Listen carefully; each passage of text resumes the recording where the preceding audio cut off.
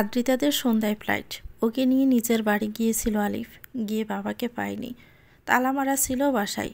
আশেপাশে জিজ্ঞেস করে বুঝতে পেরেছে রাতের আগে ফিরবে না, তাই অপেক্ষা না করে রওনা দিয়েছে এয়ারপোর্টের দিকে। বের হওয়ার সময়ই বলে গিয়েছিল ওরা ওখান থেকে সোজা এয়ারপোর্টে চলে যাবে। এয়ারপোর্টে গিয়ে দেখলো অনেকে এসেছে ওদের বিদায় জানাতে। ভাই বোন সবগুলো উপস্থিত। আলিফের সবাইকে ছাড়িয়ে গিয়ে মমর দিকে নজর পড়ল। রিয়ানের পাশে মুখ লাল করে দাঁড়িয়ে আছে।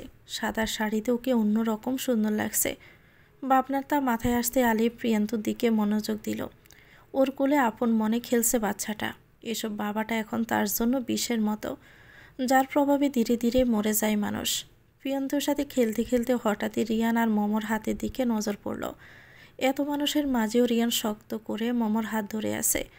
এখন মমর লজ্জায় থাকার কারণ বুঝল। দেখে আলিফ হালকা হেসে মনে মনে ভাবল, ভালোই আছো তাহলে। ও আদ্রিতাকে তাড়া দিয়ে বলল, চলো লেট হয়ে যাচ্ছে। আদ্রিতা সবার থেকে বিদায় নিয়ে নিল। সবাই ওকে আবারও দেশে আসার কথা বলল। প্রিয়ান্তকে আদর করল। তারপর দুজনেই এয়ারপোর্টের ভিতরে রওনা দিয়ে দিল। সবাই ওদের বিদায় দিচ্ছে। এই ফাঁকে রিয়ান মমর কানে পিস করে বলল, চলো আজকে আমরা ক্যান্ডেল লাইট ডিনার করি। মমো কিছু বলার আগে ওদের পিছন থেকে নিক্কন বলল, খালি তোরা একলা একলাই করবি? আমাদেরকেও করা। ওর কথা শুনে সবাই জানতে চাইল কি। নিক্কন ঘোষণা দিয়ে বলল, আজকে রিয়ান ওর বিয়ে উপলক্ষে আমাদের ডিনার করাবে। শুনেই তো সবাই খুশিতে লাফালাফি শুরু করলো। কে কী খাবে এখন থেকে ঠিক করা শুরু করে দিল।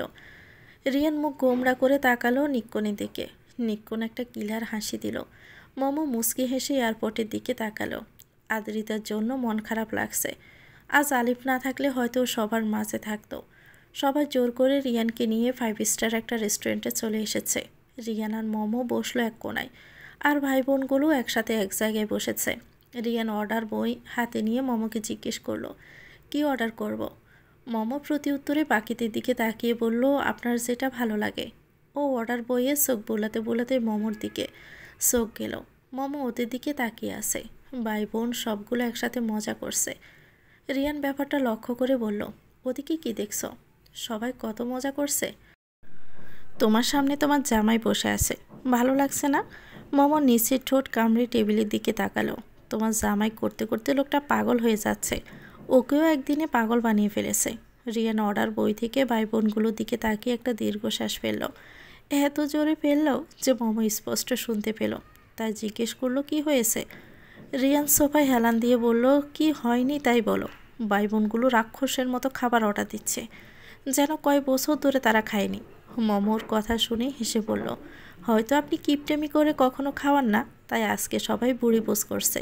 মোটেই না। এই শোনো, তোমার জামাই এতটাও কিপটা না। বইটা নাও, কি খাবে অর্ডার দাও। আপনি দিয়ে দিন যেটা খুশি। কি আর দিব, আমাদের ক্যান্ডেলের লাইট তো ওরা ফু মেরেই উড়িয়ে দিয়েছে। এখন ফকির হওয়ার অপেক্ষা। মমো একটা নকল হাসি দিল। হঠাৎ মনে পড়েছে এমনভাবে রিয়ান বলল, আচ্ছা ভালো কথা, কিছু খাবার পার্সেল নিতে হবে তো। আমি তো জানি না তোমার বাসায় কে কী খায়। আমাকে বলে দাও, আমি পার্সেল করতে বলে দেই। মমো মানা করে দিয়ে বলল, লাগবে না। আব্বু তো ডাক্তারের পরামর্শ ছাড়া বাহিরের কোনো খাবার খাবে না। খালা খালুও খাবে না। জিজ্ঞেস করেছিলাম ফোন দিয়ে, বলল আমরা খেয়ে আসতে। ওকে এখন অর্ডার দাও তো, খিদে পেয়েছে। মমো একটা সেট মেনু অর্ডার দিল। ওরা খাবারের জন্য বসে আছে আর এদিকে সবাই হাসি ঠাট্টা করছে। মমোর হাত দুটো টেবিলের উপর। বাম হাতের অনামিকা আঙ্গুলে চকচক করতে থাকা ছোট সোনার আংটিটার দিকে তাকিয়ে আছে। বিয়েটা নিতান্তই বাবার ইচ্ছেই করা, কিন্তু একদিনেই যেন সুখের সাগরে ভেসে গেছে ও। যার হাত ধরে সংসারের পা রাখা, তাকে পাশে পাওয়ার সৌভাগ্য মনে হয় এত আনন্দের। মমর নিজেকে এত সৌভাগ্যবতী ভাবতে ভয় হয়। আবার কখন ক্ষণিকের জ্বরে নতুন করে সাজানো বাগানটা না তছনছ হয়ে যায়। খাওয়া দাওয়া শেষ করে বাসায় ফিরতে ফিরতে 10:30টার উপরে বাজলো। সবাই ওদের বাড়িতে নিয়ে যেতে চেয়েছিল। ওদের ছাড়া নাকি ভালো লাগছে না, কিন্তু রিয়ান মানা করে দিয়ে বলল, সে আগে ভালো মতো শ্বশুরবাড়িতে বুড়ি পোষ করবে, তারপরই বাড়ি ফিরবে। ওরা কলিং বেল বাজাতে মাধুরী খালা দরজা খুলে দেয়। নিজের রুমে চলে গেছেন। রায়হান সাহেব নাকি খেয়েই শুয়ে পড়েছেন। রিয়ানের কথাটা শোনার পর থেকে মমো সারা রাস্তা ওর দিকে চোখ শুরু করে তাকিয়েছিল। রুমে এসে একইভাবে তাকিয়ে আছে। রিয়ান কোটটা খুলতে খুলতে বলল, তোমার কি হয়েছে বলো তো? সে রেস্টুরেন্ট থেকে আমার দিকে গোয়েন্দাদের মতো তাকিয়ে আসো, ব্যাপারটা কি? মোমো কিছু বলছে না দেখে কাছে এসে গালে হাত দিয়ে বলল, আজকে কত সুন্দর করে সেজেছি, একবারও তো বললে না সুন্দর লাগছে। মোমো পলকহীনভাবে ওর চেহারার দিকে তাকিয়ে আছে। মুহূর্তে ওর অজান্তে চোখের কোনা বেয়ে পানি গড়িয়ে পড়ল। রিয়ান সাথে সাথে বলল, আরে কাঁদছো কেন? আমি কি তোমাকে বকেছি? আচ্ছা আর মজা করব না, সরি। রিয়ানকে অবাক করে দিয়ে মোমো হঠাৎ জাপটে জড়িয়ে ধরল ওকে। বুকে মুখ গুজে রইল, কোনো শব্দ নেই, কিন্তু রিয়ান টের পাচ্ছে ওর শার্ট একটু একটু করে ভিজে যাচ্ছে মোমোর চোখের পানিতে। হঠাৎই কান্না করার কোনো কারণও খুঁজে পেল না। জড়িয়ে ধরা মোমোর মাথায় সযত্নে হাত বুলিয়ে দিতে দিতে বলল, আমি কি কষ্ট দিয়েছি? মোমো উপর নিচ মাথা নাড়ল, তারপর ওর বুক থেকে মাথা তুলে জল ভরা চোখে তাকিয়ে বলল, তোমার ভালোবাসায় খুব কষ্ট হচ্ছে। আগে কেন আসোনি? কেন সবার আগে এসে আগলে রাখোনি? তাহলে এত কিছু সহ্য করতে হতো না আমাকে, বলে আবারও মুখ গুজে দিল ওর বুকে। রিয়ানও আবার শক্ত করে জড়িয়ে ধরল।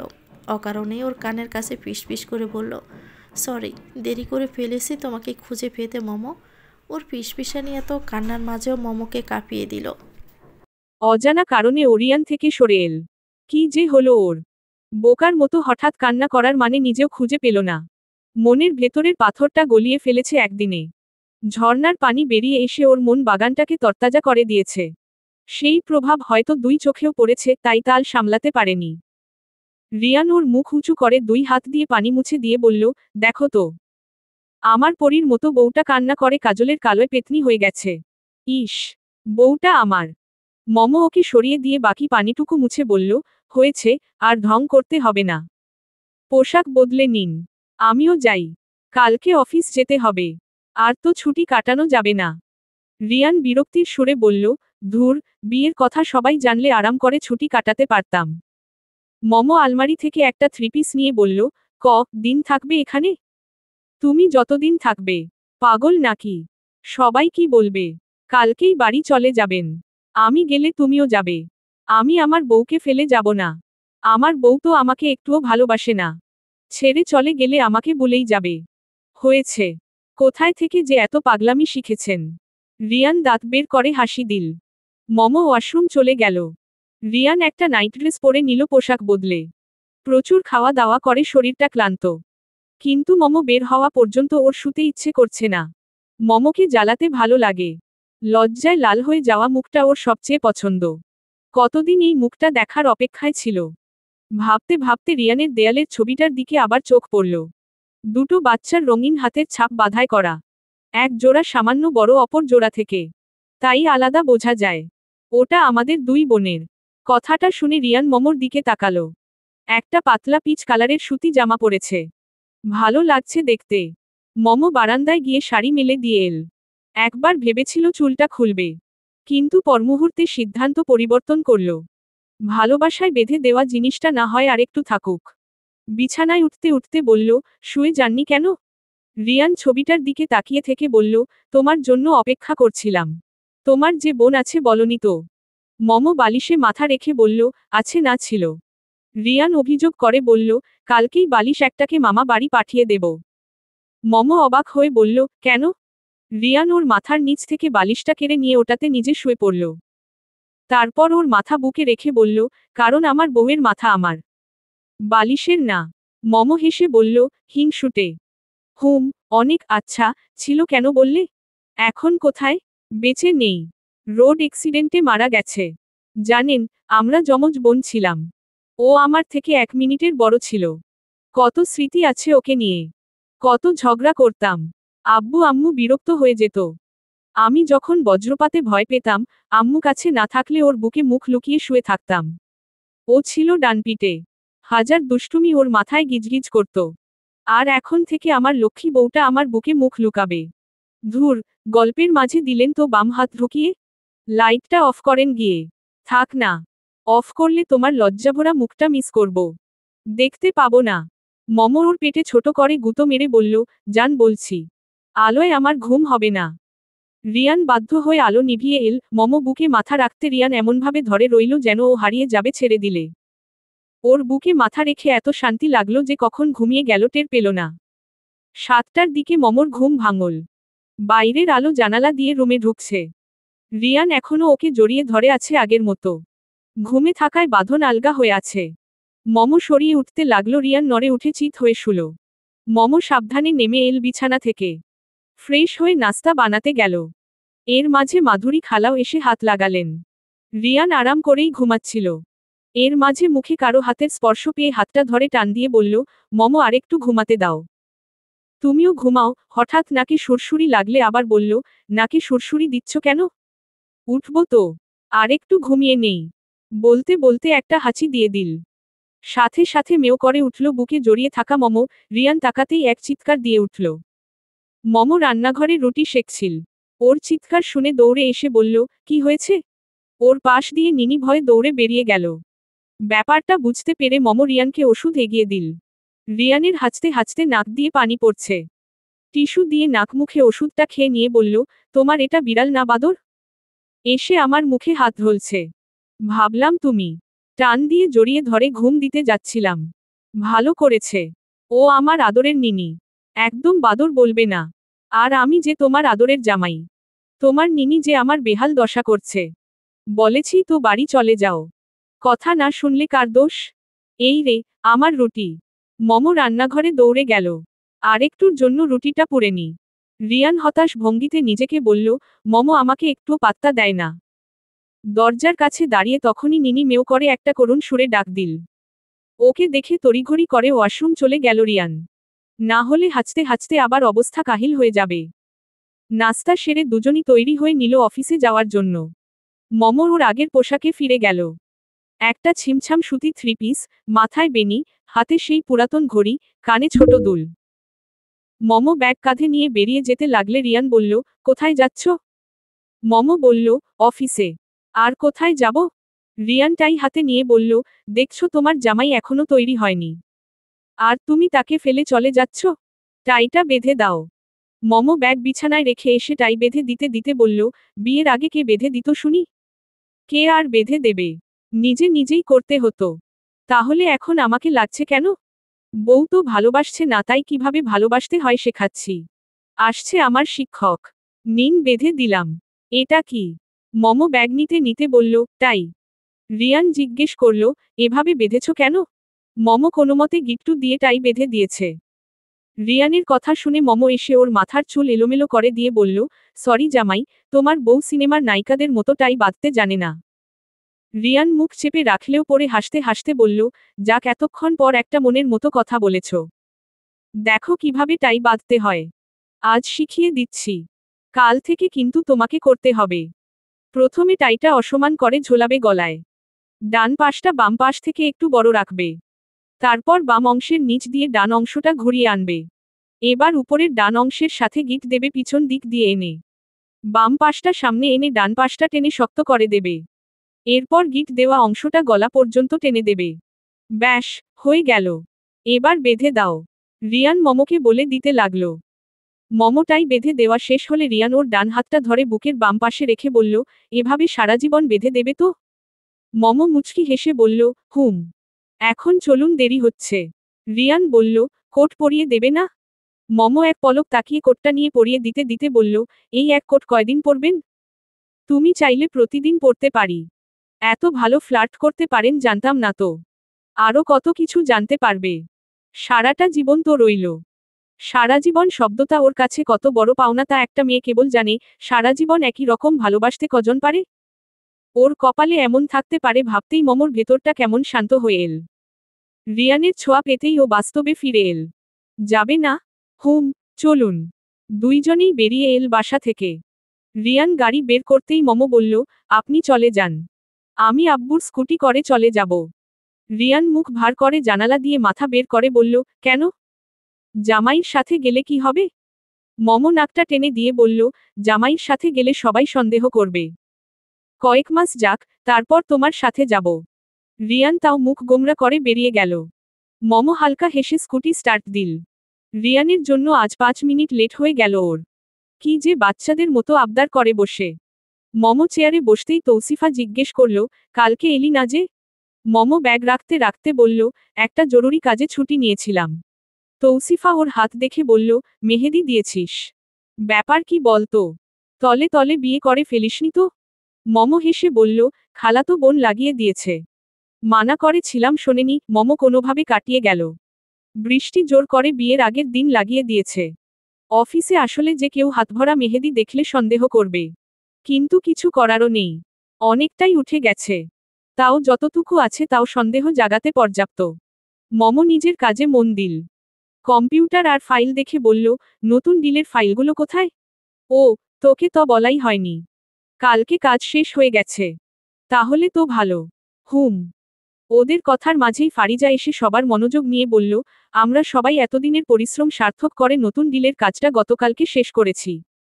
এই ডিলটা কোম্পানির জন্য খুবই গুরুত্বপূর্ণ ছিল, তাই কোম্পানির পক্ষ থেকে একটা বিশাল ট্রিট দেওয়া হয়েছে। যারা এই ডিলের সাথে যুক্ত ছিল তারা আগামী শুক্র এবং শনিবার সেন্ট মার্টিন একটা ট্যুর করতে যাচ্ছে। শুবে সবাই খুশিতে নিজেদের মধ্যে আলোচনা করতে লাগলো। ফারিজা ওর দিকে আর চোখে তাকালো। মম সেদিকে পাত্তা না দিয়ে তৌসিফার সাথে কথা বলতে লাগলো। ফারিজার তাকানোটা ভালো লাগে না ওর, কিন্তু কিছু করার নেই। একই জায়গায় কাজ করলে ঠোকাঠুকি লাগবেই। কাজ শেষ হতে হতে মমর 9:30 বাজল। এর মধ্যে অনেকে চলে গেছে। অফিস আওয়ারও শেষ 9টায়। কাজ শেষ করে কম্পিউটার অফ করতে করতে নিজেকে বলল, আর ছুটি নেওয়া যাবে না। ছুটি নিলেই কাজ ঘাড়ের উপর এসে পড়ে। ব্যাগ কাঁধে নিয়ে বের হতেই পেছনে থেকে ডাক পড়ল। মম দাঁড়িয়ে গিয়ে পেছনে ফিরে দেখল রিয়ান ওর রুমের দরজায় হেলান দিয়ে দাঁড়িয়ে আছে। রিয়ান এগিয়ে এসে বলল, আমাকে ফেলে চলে যাচ্ছ? মম বলল, আলাদা এসেছি, আলাদাই তো যাব। কাজ শেষ হয়নি আপনার? হয়েছে অনেক আগে। তোমার জন্য বসেছিলাম। আলাদা এসেছি বলে আলাদা যেতে হবে এটা কোন কথা? ঠিকই তো বললাম। কেউ দেখলে সন্দেহ করবে। তাহলে সবার শেষে যাই। পাগল নাকি? বাসার সবাই অপেক্ষা করবে না? করুক। তুমি আমার সাথে যাবে। ব্যাস। তাহলে স্কুটিটার কি হবে? ওটা থাক। কাল নিয়ে যেও। দুইজনে কথা বলতে বলতে অফিস থেকে বেরিয়ে এল। রিয়ান মমকে কিছুতেই ছাড়ল না। জোর করেই গাড়িতে বসিয়ে বাসায় নিয়ে এল। বাসায় এসে দেখল মাধুরী খালা খাবার টেবিলে নিয়ে এসেছেন। ওরা ফ্রেশ হয়ে সোজা চলে এল টেবিলে। রায়হান সাহেব টুকটাক জিজ্ঞেস করলেন খেতে খেতে। খাওয়া শেষে উনি রিয়ানকে নিজের রুমে ডেকে নিয়ে গল্প জুড়ে দিলেন। মম মাথা বেঁধে ফ্রেশ হয়ে শুয়ে পড়ল। তাও এদের গল্প শেষ হয় না। কথার আর হাসির আওয়াজ আসছে। মমর চোখটা লেগে গিয়েছিল। হঠাৎ মাথার তলা ফাঁকা হয়ে যেতে ভেঙে গেল। রিয়ান ওর মাথা নিজের বুকের উপর রাখছিল। ওকে জেগে যেতে দেখে বলল, ঘুম ভাঙিয়ে দিলাম। মম ঘুম ঘুম চোখে বলল, বালিশে কি ঘুমানো যায় না? কেন যে বাচ্চামো করো? রিয়ান ওর কপাল একটা আদর এঁকে দিয়ে বলল, না যায় না, তোমাকে অভ্যাস করাতে হবে না? না হলে দেখব আমাকে ছেড়ে বাপের বাড়িতে এসে শান্তিমতো ঘুমাবে আর আমার নির্ঘুম রাত কাটবে। ওরে বুদ্ধি রে! এত বুদ্ধি নিয়ে ঘুমান কেমনে? বউকে জড়িয়ে ধরে। রিয়ান মমকে জড়িয়ে ধরল। মম আষ্টেপৃষ্ঠে রইল ওর সাথে। কিছু বুঝে ওঠার আগেই রাজ্যের ঘুম নেমে এল চোখে। সকালে ঘুম ভাঙতে দেখল ও বালিশে। রিয়ান ওর আগে উঠে গেছে। ও চোখ কচলে দেখল রিয়ান আলমারির সামনে দাঁড়িয়ে। উঠে এসে জিজ্ঞেস করল, এত তাড়াতাড়ি তৈরি হচ্ছেন? কোনো কাজ আছে? রিয়ান ওর পোশাক কিছু বের করে লাগেজে নিয়ে বলল, বাড়িতে যাব আজকে। মম আড়মোড়া ভাঙতে ভাঙতে বলল, তাহলে আপনি শেষমেশ যাচ্ছেন? রিয়ান ওকে শুধরে দিয়ে বলল, আপনি না আমরা। ও আড়মোড়ার মাঝে থেমে বলল, আমরা মানে? আমি তো এখন যাব না। রিয়ান জামাকাপড় ঢুকিয়ে লাগেজের চেইন বন্ধ করতে করতে বলল, আব্বু কালকে যেতে বলেছেন। বলেছেন যদি না যাও ধরে বেঁধে নিয়ে যেতে। মানে কি? রিয়ান দুই বাহু ওর কাঁধের উপর রেখে পেছনে দুই হাত মুষ্টিবদ্ধ করে বলল, মানে তুমি আমার সাথে যাবে। মম ওর বাহুর নিচ দিয়ে বাঁধন থেকে বেরিয়ে এসে বলল, জি না। আমি আব্বুকে ফেলে কোথাও যাচ্ছি না। যাবে না তো? না। সত্যি তো? যাবে না? উহু। মম অন্যদিকে ফিরে রইল। রিয়ান হুট করে ওকে কোলে নিয়ে বলল, এই আমি বাইরে পা বাড়ালাম। মম সাথে হাত পা ছুঁড়ে বলল, এই না না। আমাকে নামাও। বাসার সবাই দেখলে কি বলবে? নামাও আমাকে। রিয়ান আরও শক্ত করে ধরে বলল, দুইটা শর্তে নামাবো। 1. আমাকে এভাবেই তুমি করে বলতে হবে। আর 2. যেহেতু আব্বু অনুমতি দিয়েছেন, আমার সাথে বাড়ি ফিরতে হবে। মম অন্যদিকে ফিরে বলল, আমি যাব না। তাহলে এই পা বাড়ালাম। এই, যাব।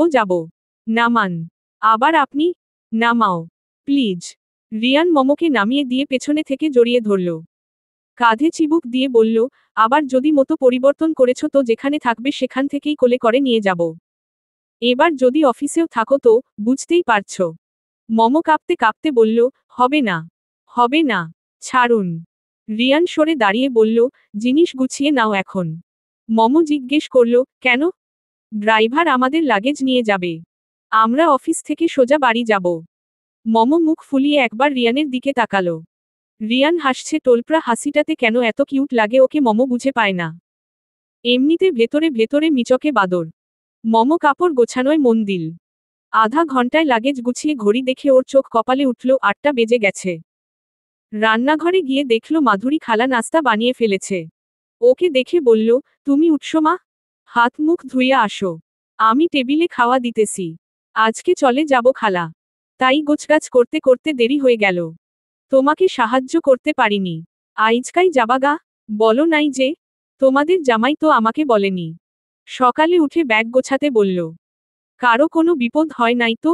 আরে না খালা। এমনিই চলে যাব। আব্বুও তো জানে। তোমাদের জামাই বলল। খালু জানলে ঠিক আছে।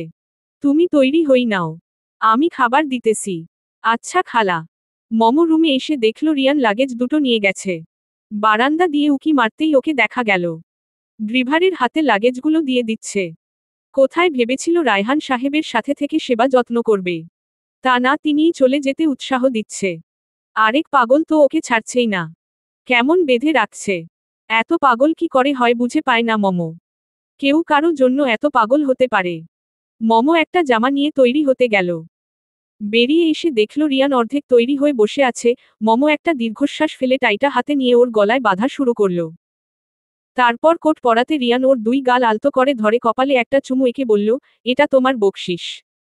মম ওকে সরিয়ে বলল, বকশিস না ছাই। আসো নাস্তা করতে। দেরি হয়ে গেছে এর মধ্যে। তোমার সাথে বিয়ে হয়ে এখন রোজই কেন যেন লেটে উঠি, ঘুমটাই ভাঙে দেরিতে। আমার বুকে ঘুমাও তো তাই। মম কিছু না বলে বেরিয়ে গেল। আরও কিছু বললে আরও কথা বাড়িয়ে ওর লেট করাবে। গিয়ে নাস্তার টেবিলে বসতেই রায়হান সাহেব ওর কথা জিজ্ঞেস করলেন। মম উত্তরে বলল, আসছে। রিয়ান এসে চেয়ারে বসতে বসতে বলল, আজকে যাচ্ছি আব্বু। তোমার মেয়ে তো যেতেই চায় না। জোর করে নিয়ে যাচ্ছি। রায়হান সাহেব হাসলেন। মম খেতে খেতে বলল, তুমি নাকি যেতে বলেছ আব্বু? হ্যাঁ। কাল রাতে জামাইকে বলেছিলাম। 2 দিন তো হচ্ছে। তুই নাকি শর্ত দিয়েছি সেখানে থাকার। হুম। কিন্তু থাকতে দিলে কই? দেখ আমি সুস্থ। মাধুরী আর জাবেদ তো আছে। তুই শান্তিতে একটু সংসার কর। তাহলেই আমি ভালো থাকব। মম চুপচাপ খেয়ে উঠে গেল। ওর পেছনে পেছনে রিয়ানও শেষ করে উঠল। রুমে গিয়ে দেখল মম চোখ মুছছে। ওকে দেখে ব্যাগে হাত দিয়ে বলল, চলো। রিয়ান ওকে থামিয়ে মুখ উঁচু করে চোখের পানি মুছে দিয়ে বলল, আরে আমি কি আসতে মানা করছি নাকি? যখন মনে হবে চলে আসবে। কিন্তু এভাবে থাকলে কত মানুষ কত কথা বলবে। মম জিজ্ঞেস করল, কে কি বলবে? কেউ তো জানেই না বিয়ের কথা। ও মা। পরে জানবে না? এখানে থেকে অভ্যাস করলে পরে তো আমার কাছে যেতেই চাইবে না। মম ওকে সরিয়ে দিয়ে বলল, হয়েছে ফাজলামো। এখন চলো। মম রুম থেকে বেরিয়ে রায়হান সাহেব থেকে বিদায় নিয়ে নিল। রিয়ানও এসে হাজির হল। রায়হান সাহেব ওর পিঠে হাত বুলিয়ে বললেন, আমার মেয়েটাকে দেখে রেখো বাবা। রিয়ান অভিযোগের সুর করে বলল, আমি তো দেখেই রাখতে চাই, আপনার মেয়েই তো দেয় না। মম চোখ গরম করে ওর দিকে তাকিয়ে বেরিয়ে গেল। রায়হান সাহেব হাসলেন। রিয়ানও তাড়াহুড়ো করে বের হয়ে বলল, আসি আব্বু। দোয়া করবেন। তিনি বিদায় দিতেই ও বেরিয়ে গেল। অফিসে আসার পর থেকে মমর আর দেখাই মিলল না। নিজের টেবিলে বসে রইল টানা। রিয়ান কয়েকবার ডেকে পাঠালেও সাড়া মিলল না। ফোন করল, মেসেজ করল। তাও পাত্তা দিল না। অফিস ব্রেকে এসে দেখল মম নেই। তারপর ব্যস্ততায় আর খোঁজ নেওয়া হলো না। রাত 9টা বাজতেই রিয়ান একটা মেসেজ দিল, আজকে বাড়িতে যাব। একসাথে বের হতে হবে, না হলে সবাই খারাপ ভাববে। মেসেজটা সেন্ড করে অফিস থেকে বেরিয়ে এসে ভবনের নিচে দাঁড়ালো। তার 10 মিনিটের মাথায় মমকে দেখা গেল। ও এসে পাশে দাঁড়িয়ে বলল, গুড়ি গুড়ি বৃষ্টি হচ্ছে। হুম। মেসেজ দেখেছিলে তাহলে? মম চুপ করে রইল। রিয়ান বলল, সারাদিন এত মেসেজ দিলাম, ডাকলাম, ফোন দিলাম। পাত্তাই দিলে না। মম রাগের সুরে বলল, আব্বুর সামনে ওসব না বললে চলছিল না? কি ভাবল? দুইজনেই সামনের দিকে তাকিয়ে কথা বলছে। রিয়ান ওর কাছে হালকা ঘেঁষে নিজের কনিষ্ঠ আঙুল দিয়ে ওর হাতের কনিষ্ঠ আঙুল ধরে বলল, বউকে ভালোবাসার কথা বললে সেটা নিয়ে কে কি ভাবলো না ভাবলো তাতে কিছু যায় আসে না আমার। কারণ আমি জানি আমি আমার বউকে ভালোবাসি। বাড়িতে আসতেই সবাই ঘিরে ধরল। দুইজনকে টাওয়াল এনে দিল। বৃষ্টিতে অনেকটা ভিজে গেছে। গাড়িতে করে আসার পরও ভেজার কারণটা খুব একটা অস্পষ্ট রইল না। তাই দেখে ভাইবোনরা মুচকি হাসতে লাগল। ঋতু হেসে বলল, বুদ্ধিটা কার ছিল ভাবি? মম কিছু বলতে পারছে না। টাওয়ালের আড়ালে মুখ রেখে মাথা ঘষতে লাগলো লজ্জা ঢাকতে। আসার সময় বৃষ্টিটা বেড়েছিল। তখনই হুট করে রিয়ান গাড়ি থামিয়ে বলল, চল ভিজি। মম রাজি ছিল না। কিন্তু রিয়ান জোর করে ওকে বের করে আনলো গাড়ি থেকে। আর যাই হোক, ভালোবাসার মানুষের সাথে একসাথে বৃষ্টি ভেজাটা খারাপ না, বরং ভালো লাগার একটা স্মৃতি। মম বুঝে ওঠার আগেই ওদের দুইজনের একটা ছবি তুলে নিল ঋতু। মিনহাজ বলল, বেচারারা ভিজে চুপসে আছে আর তোরা পড়লি ছবি নিয়ে। অনিমা বলল, তোমার সময় মনে আছে ভাইয়া? মনে থাকবে না? একটা বছর কি জ্বালানটাই না জ্বালিয়েছিস, তোদের জন্য একটু শান্তি পাইনি। বারে, কতগুলো মোমেন্টের ছবি তুলে দিলাম। রেখেছ তো সব অ্যালবাম ভরে? হ্যাঁ, সব ছবিতেই আমার নাজেহাল অবস্থা। কখন রান্না করতে গিয়ে গায়ে হলুদ নুন মাখিয়ে নিজেই ভাজার জন্য প্রস্তুত ছিলাম, আর কখনো বেড়াতে গিয়ে নীলতিমির মতো হা করেছিলাম। তুলেছিস তো সব এই ধরনের ছবি। তবে রিয়ান ভাইয়ার মেমোরিগুলো জোস, তাই না রে নীলি? হুম। বিয়ের দিন ভাবিকে খাইয়ে দেওয়া, আজকে দুইজন একসাথে বৃষ্টিতে ভিজে আসা। ওদের কথার মাঝে টাওয়ানলের আড়ালে রিয়ান আর মমর চোখাচোখি হয়ে গেল। মম লজ্জায় অন্য দিকে মুখ ঘুরিয়ে নিল। ফেরদৌসী এসে বললেন, হয়েছে তোদের? ছেলেমেয়ে দুটো ভিজে আছে আর তোরা গল্প করতে বসলি। ঠান্ডা লেগে যাবে তো। যা তো, উপরে গিয়ে বদলে আয়। মম সাথে সাথে উপরে চলে এল। আলমারি খুলে একটা শাড়ি বের করে দরজাটা বন্ধ করতে আয়নায় নিজেকে দেখতে পেল। ভিজে আছে। মুখের পাশের ছোট চুলগুলো থেকে টুপটুপ করে পানি পড়ছে এখনো। টাওয়ালটা দিয়ে আলতো করে মুছতে মনে হলো এই নিয়ে দুইবার রিয়ানের সাথে বৃষ্টি ভেজা। এত সুখ যদি বিয়ের 2 দিনে পাওয়া হয়ে যায়, বাকি দিনগুলোর জন্য থাকবে তো। ওর ভাবনার মাঝে রিয়ান এসে রুমে ঢুকল। আয়নায় রিয়ানকে দেখে ওয়াশরুমে চলে গেল। যাওয়ার আগে রিয়ান ওকে জিজ্ঞেস করছিল, কি পড়ছো বলে তো যাও। আমিও পড়তাম।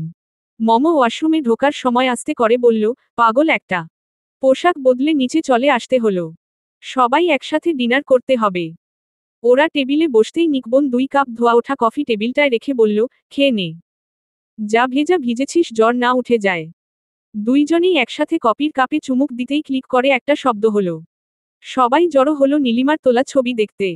ঋতু ওদের দিকে তাকিয়ে বলল, কি স্মৃতি রে ভাই, সারা জীবন মনে রাখবি। রিয়ান একটা হাসি দিয়ে বলল, দেখতে হবে নাকে। মম দ্রুত কফি শেষ করে রান্নাঘরে চলে এল সাহায্য করতে। ভাইবোনগুলোর মাঝে থাকলে লজ্জায় কান দিয়ে ধোয়া বের হওয়া শুরু হবে ওর। ওকে দেখে নাহার বললেন, তুমি এলে যে? যাওয়া সবাই গল্প করছে, তুমিও করো। না বড় চাচি, আমি ঠিক আছি। চাচি না, রিয়ান আমাকে বড় আম্মু বলে ডাকে। তুমিও ডেকো। আর কনককে ছোট আম্মু। আচ্ছা। কনক চাচি ভর্তা বানাচ্ছিলেন। মম এসে বলল, আমি করে দেব? তিনি বললেন, এত কিছু করা লাগবে না, তুমি শুধু আমাকে বেগুনটা এনে দাও। ওখানে উপরে শেলফের লবণটা দিলেই হয়ে যাবে। নাহার চাচি ফেরদৌসীকে সাহায্য করছেন। ফুলি খাবার টেবিলে নিয়ে যেতে লাগল। মম কি করবে বুঝতে না পেরে ফুলিকে কাছে ডেকে কিছু জিনিস চেয়ে নিল। ফেরদৌসী কাজ শেষ করে ওর কাছে এসে জিজ্ঞেস করলেন, কি করছো মম? মম হাতের কাজ শেষ করে বলল, কিছু তো করতে পারিনি, তাই ভাবলাম একটু ডেজার্ট বানাই। ফেরদৌসী হেসে ওকে টুকটাক সাহায্য করে দিলেন। খাবার আসতেই সবাই টেবিলে বসে গেল। টেবিলে আরও একটা চেয়ার যোগ হলো। রওশন আরা বললেন, বাবা রাকিব, টেবিলটাকে তো আরো বড় করতে হবে। ভবিষ্যতে আমার নাত জামাই বউয়েদের জায়গা করতে হবে তো। এই কথা শুনে নিকবন বলল, সে তোমার নাত জামাইরা আসলে দেখা যাবে। এখন আগে তোমার নাত বউ জায়গা পেয়েছে কি না দেখো। মম হেসে বলল, আমার হয়ে গেছে। চাচিরা খাবার বেড়ে দিলেন। মম উঠতে চাইলেও সবার মানার কারণে চুপচাপ খেতে বসে গেল। খাওয়া বেড়ে দেওয়ার পর সবাই যে যার মতো নিয়ে খাওয়া শুরু করল। খাওয়া শেষে সবাইকে বসতে বলে ফুলিকে নিয়ে রান্নাঘরে চলে এল মম। 2 ট্রে করে দুইজনে ডেজার্ট এনে রাখল টেবিলে। অনিমা নীলিমা দুইজনে একসাথে বলল, ডেজার্ট ইয়াম্মি। মম হালকা হেসে সবাইকে সার্ভ করতে লাগল। ঋতু মুখে দিয়ে বলল, কি মজা। তুমি বানিয়েছো ভাবি? মম বলল, কিছু তো করতে পারিনি, তাই ভাবলাম ছোটখাটো কিছু করা যায় কিনা। নিকবন খেয়ে বলল, অনেক ভালো হয়েছে। রওশন আরারও খুশি মুখ করে খেতে লাগলেন। চাচা চাচিরাও অনেক প্রশংসা করলেন। খাওয়া দাওয়া শেষে সবাই কিছুক্ষণ গল্প করল। রওশন আরা মমকে নিজের পাশে বসিয়ে বললেন, দাও তো নাত বউ একটা পান বানিয়ে। মম পান বানাতে লাগল। রিয়ান গল্পের মাঝে কিছুক্ষণ পরপর মমর দিকে তাকাতে লাগল। মম পান বানিয়ে তার হাতে দিতেই তিনি বললেন, তোর জামাই তো তরস হইছে। যা যা গিয়ে পাশে বস। না হলে এই বুইরা মানুষটারে পড়ে দোষ দিবে। মম কথাটা শুনে লজ্জায় মরে যেতে ইচ্ছে করছে। ও বলল, থাক দিদুন। লাগবে না। তোমার কাছেই ভালো আছি। মম চুপচাপ পানের বাটা সাজাতে লাগল। রাতে গল্প শেষে যখন রুমে আসলো, রিয়ান অভিযোগ করে বলল, আজকে নিচে একবারও আমার দিকে তাকালে না কেন? মম ড্রেসিং টেবিলের সামনে বসে বলল, তাকালে কি করতে? রিয়ান বিছানায় শুয়ে এক হাতের উপর মাথা রেখে ওর দিকে তাকিয়ে থেকে বলল, ফ্লাইং কিস ছুড়ে দিতাম। মম এসে কানমলে দিয়ে বলল, আমিও কিসটাকে টোকা মেরে উগান্ডায় পাঠিয়ে দিতাম। রিয়ান কানে থাকা মমর হাতটা ধরে বলল, ইহ, কত বড় সাহস! জামাইয়ের ভালোবাসাকে উগান্ডায় পাঠাবে। মম ওর বুকে মাথা রেখে শুয়ে বলল, জামাই বলেই তো সাহস দেখাচ্ছি। খুব ঘুম পাচ্ছে। একটু ঘুমাতে দাও। রিয়ান চুপ করে ওর মাথায় হাত বুলাতে লাগল। আরামে মম ঘুমের সাগরে ডুব দিল। মম ব্যাগ হাতে মিনিবাসের সামনে দাঁড়িয়ে আছে। ভেতরে সবাই ওঠার পর কোনো সিট ফাঁকা নেই ওর জন্য। তাই নিয়ে মিনহাজ বকাবকি করছে ফারিজাকে। ওকে দায়িত্ব দেয়া হয়েছিল ট্যুরের।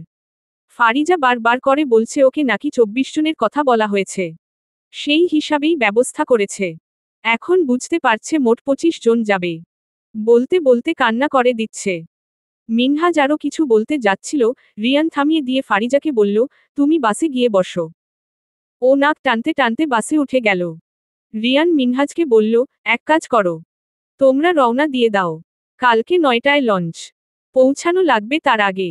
আমরা আমার কারে করে চলে যাব। মিনহাজ মুচকি হাসি দিয়ে বলল, ওকে, বেস্ট অফ লাক। বলে ড্রাইভারের পাশের সিটটায় বসল। গাড়ি স্টার্ট দিচ্ছে দেখে ফারিজা তড়িঘড়ি করে বলল, স্যার যাবেন না? মিনহাজ পিছন ফিরে বলল, যাবে। তুমি বসো সিটে। বাস ছেড়ে দিয়েছে। পড়ে যাবে। আরে, স্যার গেলে বাস ছাড়ছে কেন? তোমাকে এত কথা চিন্তা করতে হবে না। ঝামেলা তো করে রেখেছো, এখন চুপচাপ বসো। ফারিজা মিনহাজের করা কথায় চুপ করে বসে পড়ল। পাশের সিটটা রিয়ানের জন্য খালি রেখেছিল। কিন্তু সিটটা ফাঁকা যাচ্ছে। ভেবেছিল একসাথে যাবে। কিন্তু তা হলো না মমর জন্য। ভেবেছিল ওকে রেখেই ট্যুরটায় যাবে। কিন্তু তা না হয়ে বরং মমর সাথেই রিয়ান রয়ে গেল। আর ও বাসে একা। একবার সুযোগ পেলে মমর নামটা মুছে দিতে পারলে ও শান্তি পেত। বাস রওনা দিতেই রিয়ান ফোন করল ড্রাইভারকে গাড়ি আনতে। মম ব্যাগ হাতে তখনও দাঁড়িয়ে। রিয়ান ওর হাত থেকে ব্যাগটা কেড়ে নিয়ে বলল, কতবার বললাম লাগেজ নিতে। সেই একটা পোটলা নিয়ে আসলে। ভারী লাগছে না? মম মনে মনে স্বীকার করল। সব জিনিস ঢোকানোর পর শেষ মুহূর্তে যখন ব্যাগটা ওঠালো তখনই ভারটা টের পেয়েছে ভালোমতো। দেরি হয়ে যাবে দেখে কিছু বলেনি। 7টা বাজছে। অফিস ভবনের সামনে দুজনে দাঁড়িয়ে গাড়ির অপেক্ষায়। মম আকাশের দিকে তাকালো। পরিষ্কার আকাশে জ্বলজ্বল করছে তারাগুলো। ধ্রুবতারাকে সহজেই চেনা যাচ্ছে। রাতের আকাশটা দিনের আকাশ থেকে কেন যেন একটু বেশিই সুন্দর লাগে। হাজার নক্ষত্রের জ্বলজ্বলে চাহনির রূপ দিনের এক নক্ষত্রের কাছে হার মেনে যায়। মমকে অপলক আকাশের দিকে তাকিয়ে থাকতে দেখে রিয়ান আলতো করে ওর হাত ধরল। মম হাতের দিকে তাকালো। ওর অন্ধকার আকাশে রিয়ান একমাত্র তারা। যে ওর অন্ধকারকে অন্যরকম সুন্দর করে তুলছে দিনের পর দিন। উহু, আরও তারারা ওর আকাশে জ্বলজ্বল করছে। রিয়ানের পুরো পরিবার এই দিনে ওকে এত আপন করে নিয়েছে যেন এটাই ওর আসল বাড়ি। এখানেই ওর বেড়ে ওঠা। এখানেই ওর ছোটবেলায় স্বপ্ন দেখা পুতুলের সংসার। জনেই চুপচাপ দাঁড়িয়ে রইল। গাড়ি আসতেই মম হাত ছেড়ে দিল। রিয়ান ব্যাগগুলো গাড়িতে উঠিয়ে নিয়ে ড্রাইভারকে বিদায় দিয়ে দিল। মম একটু অবাক হয়ে বলল, তুমি গাড়ি চালাবে? রিয়ান প্রতিউত্তরে হ্যাঁ জানিয়ে বলল, আমাদের লং ড্রাইভে কি ড্রাইভার নিয়ে যাব নাকি? ওঠো গাড়িতে। রিয়ান উঠে বসল। মম উঠে দরজা বন্ধ করল। রিয়ান এগিয়ে এসে সিট বেল্ট লাগিয়ে দিয়ে বলল, তোমাকে না আজকে মেরুন জামাটা একটু বেশিই সুন্দর লাগছে। একটু এদিকে আসো তো। মম কাছে এগিয়ে আসতেই রিয়ান ওর গলায় একটা লকেট পরিয়ে দিয়ে বলল, বলেই গিয়েছিলাম দিতে। এখন মনে পড়ল। মুক্ত বসানো লোকেরটা ভীষণ পছন্দ হলো মমর। রিয়ান গাড়ি স্টার্ট দিয়েই সাই করে অফিস থেকে বেরিয়ে গেল। মম লোকেরটা নাড়াচাড়া করতে করতে বলল, লোকেরটা খুব সুন্দর। রিয়ান বলল, তোমার পছন্দ হয়েছে? মম মাথা নাড়ল। রিয়ান ওর দিকে ফিরে একটা হাসি দিয়ে আবার ড্রাইভিংয়ে মনোযোগ দিল। ওদের গাড়ি থামিয়ে বিশ্রাম নেওয়ার জায়গা আগে থেকে নির্ধারণ করা ছিল। মিনহাজরা ওখানে পৌঁছাতেই রিয়ানকে একটা ফোন দিল। রিয়ান গাড়ি চালাতে চালাতে বলল, ফোনটা ধরো তো মম। মম ফোন রিসিভ করে স্পিকার অন করে দিল। মিনহাজ জিজ্ঞেস করল, তোরা কোথায়? রিয়ান গাড়িতে ম্যাপ দেখে বলল, এই তো আরো 10 মিনিট লাগবে। তোমরা পৌঁছে গেছো রেস্টুরেন্টে? হ্যাঁ, আচ্ছা তাহলে আয়। মিনহাজ ফোন কেটে দিল। 10 মিনিটের মাথায় রিয়ানের গাড়ি একটা রেস্টুরেন্টের সামনে থামল। গাড়ি থেকে বের হতেই ওদের মিনিবাসটা নজরে পড়ল দুজনের। মিনহাজ এসে বলল, পৌঁছেছিস তাহলে? রিয়ান হাতের আড়মোড়া ভেঙে বলল, তুমি তো যাচ্ছ আরামে। ড্রাইভিং করতে কি যে বিরক্ত লাগছে, কোথায় ভাবলাম বউয়ের পাশ। মমর পাশে থেকে চিমটি কাটতেই রিয়ান ব্যথায় ককিয়ে উঠে বলল, এটা কি ঠিক হলো? সারা রাস্তা ড্রাইভিং করে এখন চিমটি দিচ্ছ? মম গলা নামিয়ে বলল, সবাই শুনতে পেলে কি বলবে? একটু চুপ থাকতে পারো না? বলে ও সবার দিকে তাকালো। ওদের দিকে কারো এত মনোযোগ নেই, কিন্তু একজনকে তাকিয়ে থাকতে দেখল ও। ফারিজা ওদের দিকে তাকিয়ে আছে, হাতে কফির ওয়ান টাইম কাপটা ঘুরিয়ে ঘুরিয়ে নাড়াচ্ছে। মম ভেতরে অস্বস্তি অনুভব করতে লাগল। ফারিজা যেন ওদের দিকে তাকিয়ে হাজার জিনিস চিন্তা করছে। মোমো ওর দিকে তাকিয়ে আছে। রিয়ান মিনহাজের সাথে কথা বলতে বলতে রেস্টুরেন্টের দিকে এগিয়ে আবার পিছন ফিরে বলল, মমো আসবে না? মমো চমকে উঠে বলল, আসছি। মমো রিয়ানের পেছনে পেছনে রেস্টুরেন্টে ঢুকল। ফারিজাকে কাটিয়ে আসার সময়ও মনে হলো ও পলকহীনভাবে ওদের দিকে তাকিয়ে আছে। সকাল 8টা এসে পৌঁছালো টেকনাফ। লঞ্চের টিকিট নিয়ে বিপত্তি হলো। ফারিজাকে কিছু বলাও গেল না। ভুল মানুষের হতেই পারে। এখন টিকিট পাওয়াটা মুশকিল। যে পরিমাণ ভিড়, তাও চেষ্টা করে দেখা যেতে পারে। রিয়ান টিকিট কাউন্টারে গিয়ে বহু কষ্টে একটা টিকিট কেটে এনে মমর হাতে ধরিয়ে দিয়ে বলল, নাও। মম রিয়ানের দিকে তাকালো। কেমন ক্লান্ত দেখাচ্ছে ওকে। সারারাত জার্নি করে যেন চুপসে গেছে। মম কাঁধের ব্যাগ থেকে পানির বোতল এগিয়ে দিতেই ফারিজা এসে ঠান্ডা পানির একটা বোতল এগিয়ে দিয়ে বলল, স্যার পানি। রিয়ান মমর বোতলটা নিয়ে বলল, আমি ঠান্ডা পানি খাবো না। ফারিজা বোতল রেখে একটা বক্স এগিয়ে দিয়ে বলল, স্যার, বাসা থেকে পিঠা এনেছিলাম। খাবেন? রিয়ান বক্সটা নিয়ে মমর দিকে এগিয়ে একটা নিতে ইশারা করল। মম হাসি মুখে একটা নিল। তারপর রিয়ান নিয়ে ফারিজাকে বক্স ফেরত দিয়ে মমকে বলল, ওইদিকে ছায়া আছে, ওখানে দাঁড়ালে ভালো হবে। রিয়ান ওকে নিয়ে ছায়ার নিচে দাঁড়ালো। রিয়ান সামনে থাকায় কিছু বলতে পারল না। ফারিজা বক্সটা শক্ত করে খামচে ধরে দাঁড়িয়ে থেকে ওদের দিকে তাকিয়ে রইল। লঞ্চে ওঠার সময় অনেক মানুষের ভিড়ে কে কোন দিকে হারিয়ে গেল খুঁজে পাওয়া গেল না। সবাই মানুষের মাঝে মিশে গেল। পাছে হারিয়ে যায় এই ভেবে মমর হাত শক্ত করে ধরে রইল রিয়ান। লঞ্চে উঠে হাফ ছাড়ল ওরা। নিচে বসার জায়গা নেই, সব ভর্তি। তাই দুইজনেই উপরে লঞ্চের ছাদে চলে এল। সেখানে অনেকজনকে পাওয়া গেল ওদের অফিসের। ওদের দেখে মম রিয়ানের হাত ছেড়ে দিল। তৌসিফা ওকে ডাকল। ছাদে ইঞ্জিনের এত শব্দ যে কিছুই শোনা গেল না। ওর হাত নাড়ানো দেখে মম এগিয়ে গেল ওর দিকে। লঞ্চের ছাদের কিনারায় রেলিং ধরে দাঁড়িয়ে আছে ওরা। ওখান থেকে চারপাশের দৃশ্য সুন্দর দেখা যায়। বেশ কয়েকটা উঁচু পাহাড় ঘেরা জায়গার পাশ দিয়ে পার হয়ে গেল লঞ্চ। একটু পর কেবল পানিই দেখা গেল। চারদিকে পানির ঢেউগুলো দেখতে বেশ ভালো লাগছে। পাখিরা উড়ে বেড়াচ্ছে লঞ্চের চারপাশে। অনেকে বিস্কিট ছুঁড়ে দিচ্ছে। সেই বিস্কিট পাখিগুলো লুফে নিচ্ছে। কিন্তু লঞ্চে থাকা লোকেরা মানা করল বিস্কিট ছুঁড়ে দিতে। মমর ইচ্ছে করছিল পাখিদের খাওয়াতে, কিন্তু মানা করাই আর করল না। তৌসিফা আর মম নিজেদের মধ্যে গল্প করতে লাগল। নতুন কিছু দেখলেই দেখাতে লাগলো একে অপরকে। ওদের পেছনে কখন ফারিজা এসে দাঁড়ালো টের পেল না। মমর খুব কাছ ঘেঁষে দাঁড়িয়ে আছে ও। একটা ধাক্কা দিলেই পানিতে পড়ে যাওয়ার মতো বিপদ ঘটা অস্বাভাবিক নয়। কিন্তু কিছু করার আগেই কোথায় থেকে রিয়ান এসে মমর পাশে এসে দাঁড়ালো। ফারিজা রিয়ানকে দেখে অপর পাশে এসে দাঁড়িয়ে পড়ল। রিয়ানকে দেখলেই ওর খুশিতে মন ভরে ওঠে। ও হেসে হেসে কথা বলতে লাগলো রিয়ানের সাথে। রিয়ান হা করল, কিন্তু তেমন একটা পাত্তা দিল না। ও বিরক্ত হচ্ছে টের পেয়ে ফারিজা কতক্ষণ কথা বলে চুপ করে গেল। তারপর মুখ গোমরা করে ভিড়ের মাঝে হারিয়ে গেল। যেতে যেতে ঘন্টা দুয়েক লাগবে। তাই মমো একবার রিয়ানকে চেয়ারে বসে বিশ্রাম নিতে বলেছিল, কিন্তু এত মানুষের মাঝে বসার জায়গা পেল না। 2 ঘন্টা জার্নি শেষে ওরা সেন্ট মার্টিন পৌঁছালো। রিয়ান আর মমো লঞ্চ থেকে নেমে একপাশে দাঁড়িয়ে আছে সবার জন্য। জায়গাটা সুন্দর। মিনহাজ লঞ্চ থেকে নেমে ওদের পাশে এসে গলার স্বর খাদে নামিয়ে রিয়ানকে বলল, ব্রো, হানিমুনটা না হয় এখানেই সেরে ফেলো। বলে হাঁটা দিল। কথাটা আস্তে বললেও মমোর কানে গিয়ে ঠেকেছে। তাই না চাইতেও কান অবধি লাল হয়ে গেছে লজ্জায়। সত্যি বলতে বিয়ের পর এটাই ওদের একসাথে কোথাও বেড়াতে আসা। সবাইকে খুঁজে নিয়ে হোটেলের দিকে হাঁটা ধরল ওরা। রুম নেওয়া হয়েছে 6টা। 3টা মেয়েদের, 2টো ছেলেদের আর একটা রিয়ানের জন্য। সবাই সবার মতো সেটেল হয়ে গেল। কিন্তু মমো রুম পেল না। এক রুমে 4 জন করে মেয়ে। ওরা মোট 13 জন মেয়ে। তাই মমো বাকি রয়ে গেল। যে যার মতো রুমে চলে গেছে। মমো তৌসিফাকে খুঁজল কিন্তু পেল না। মিনহাজ এসে জিজ্ঞেস করল, কি হলো? দাঁড়িয়ে আছো? জায়গা নেই ভাইয়া, সব রুম ব্লক। আমার সাথে এসো। মিনহাজ ওর ব্যাগ নিয়ে দোতলায় চলে এল। মমো ওকে অনুসরণ করল। একটা রুমে ব্যাগটা রেখে বলল, এই রুমে থাকো তাহলে। মমো কাঁধের ব্যাগ রেখে বিছানায় বসতে বসতে বলল, এটা কার রুম? মিনহাজ একটা গোয়েন্দা হাসি দিয়ে বলল, জানতে পারবে। রেস্ট নাও। আমি যাই। মিনহাজ বেরিয়ে গেল। ওয়াশরুমে শব্দ শোনা যাচ্ছে। কেউ আছে রুমে। মমো ঝুঁকে ব্যাগটা রাখতেই লাগেজটা চেনা চেনা লাগলো। পেছনে থেকে কেউ বলল, তুমি? মমো সোজা হয়ে দাঁড়িয়ে গেল।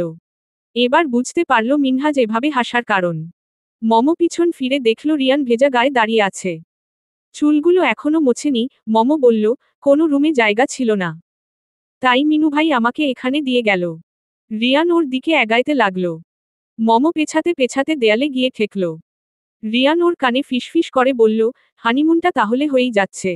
কি বলো? মমো ওকে ঠেলে সরিয়ে দিয়ে বলল, আমি অন্য রুমে চলে যাচ্ছি। কেউ বুঝতে পারলে জানাজানি হয়ে যাবে। রিয়ান ওর হাত ধরে বাধা দিয়ে বলল, কিচ্ছু হবে না। এদিকে আসো তো। নাও, মাথা মুছে দাও। রিয়ান টাওয়ালটা এগিয়ে দিল। মমো অন্যদিকে ফিরে ওর মাথা মুছে দিতে লাগল।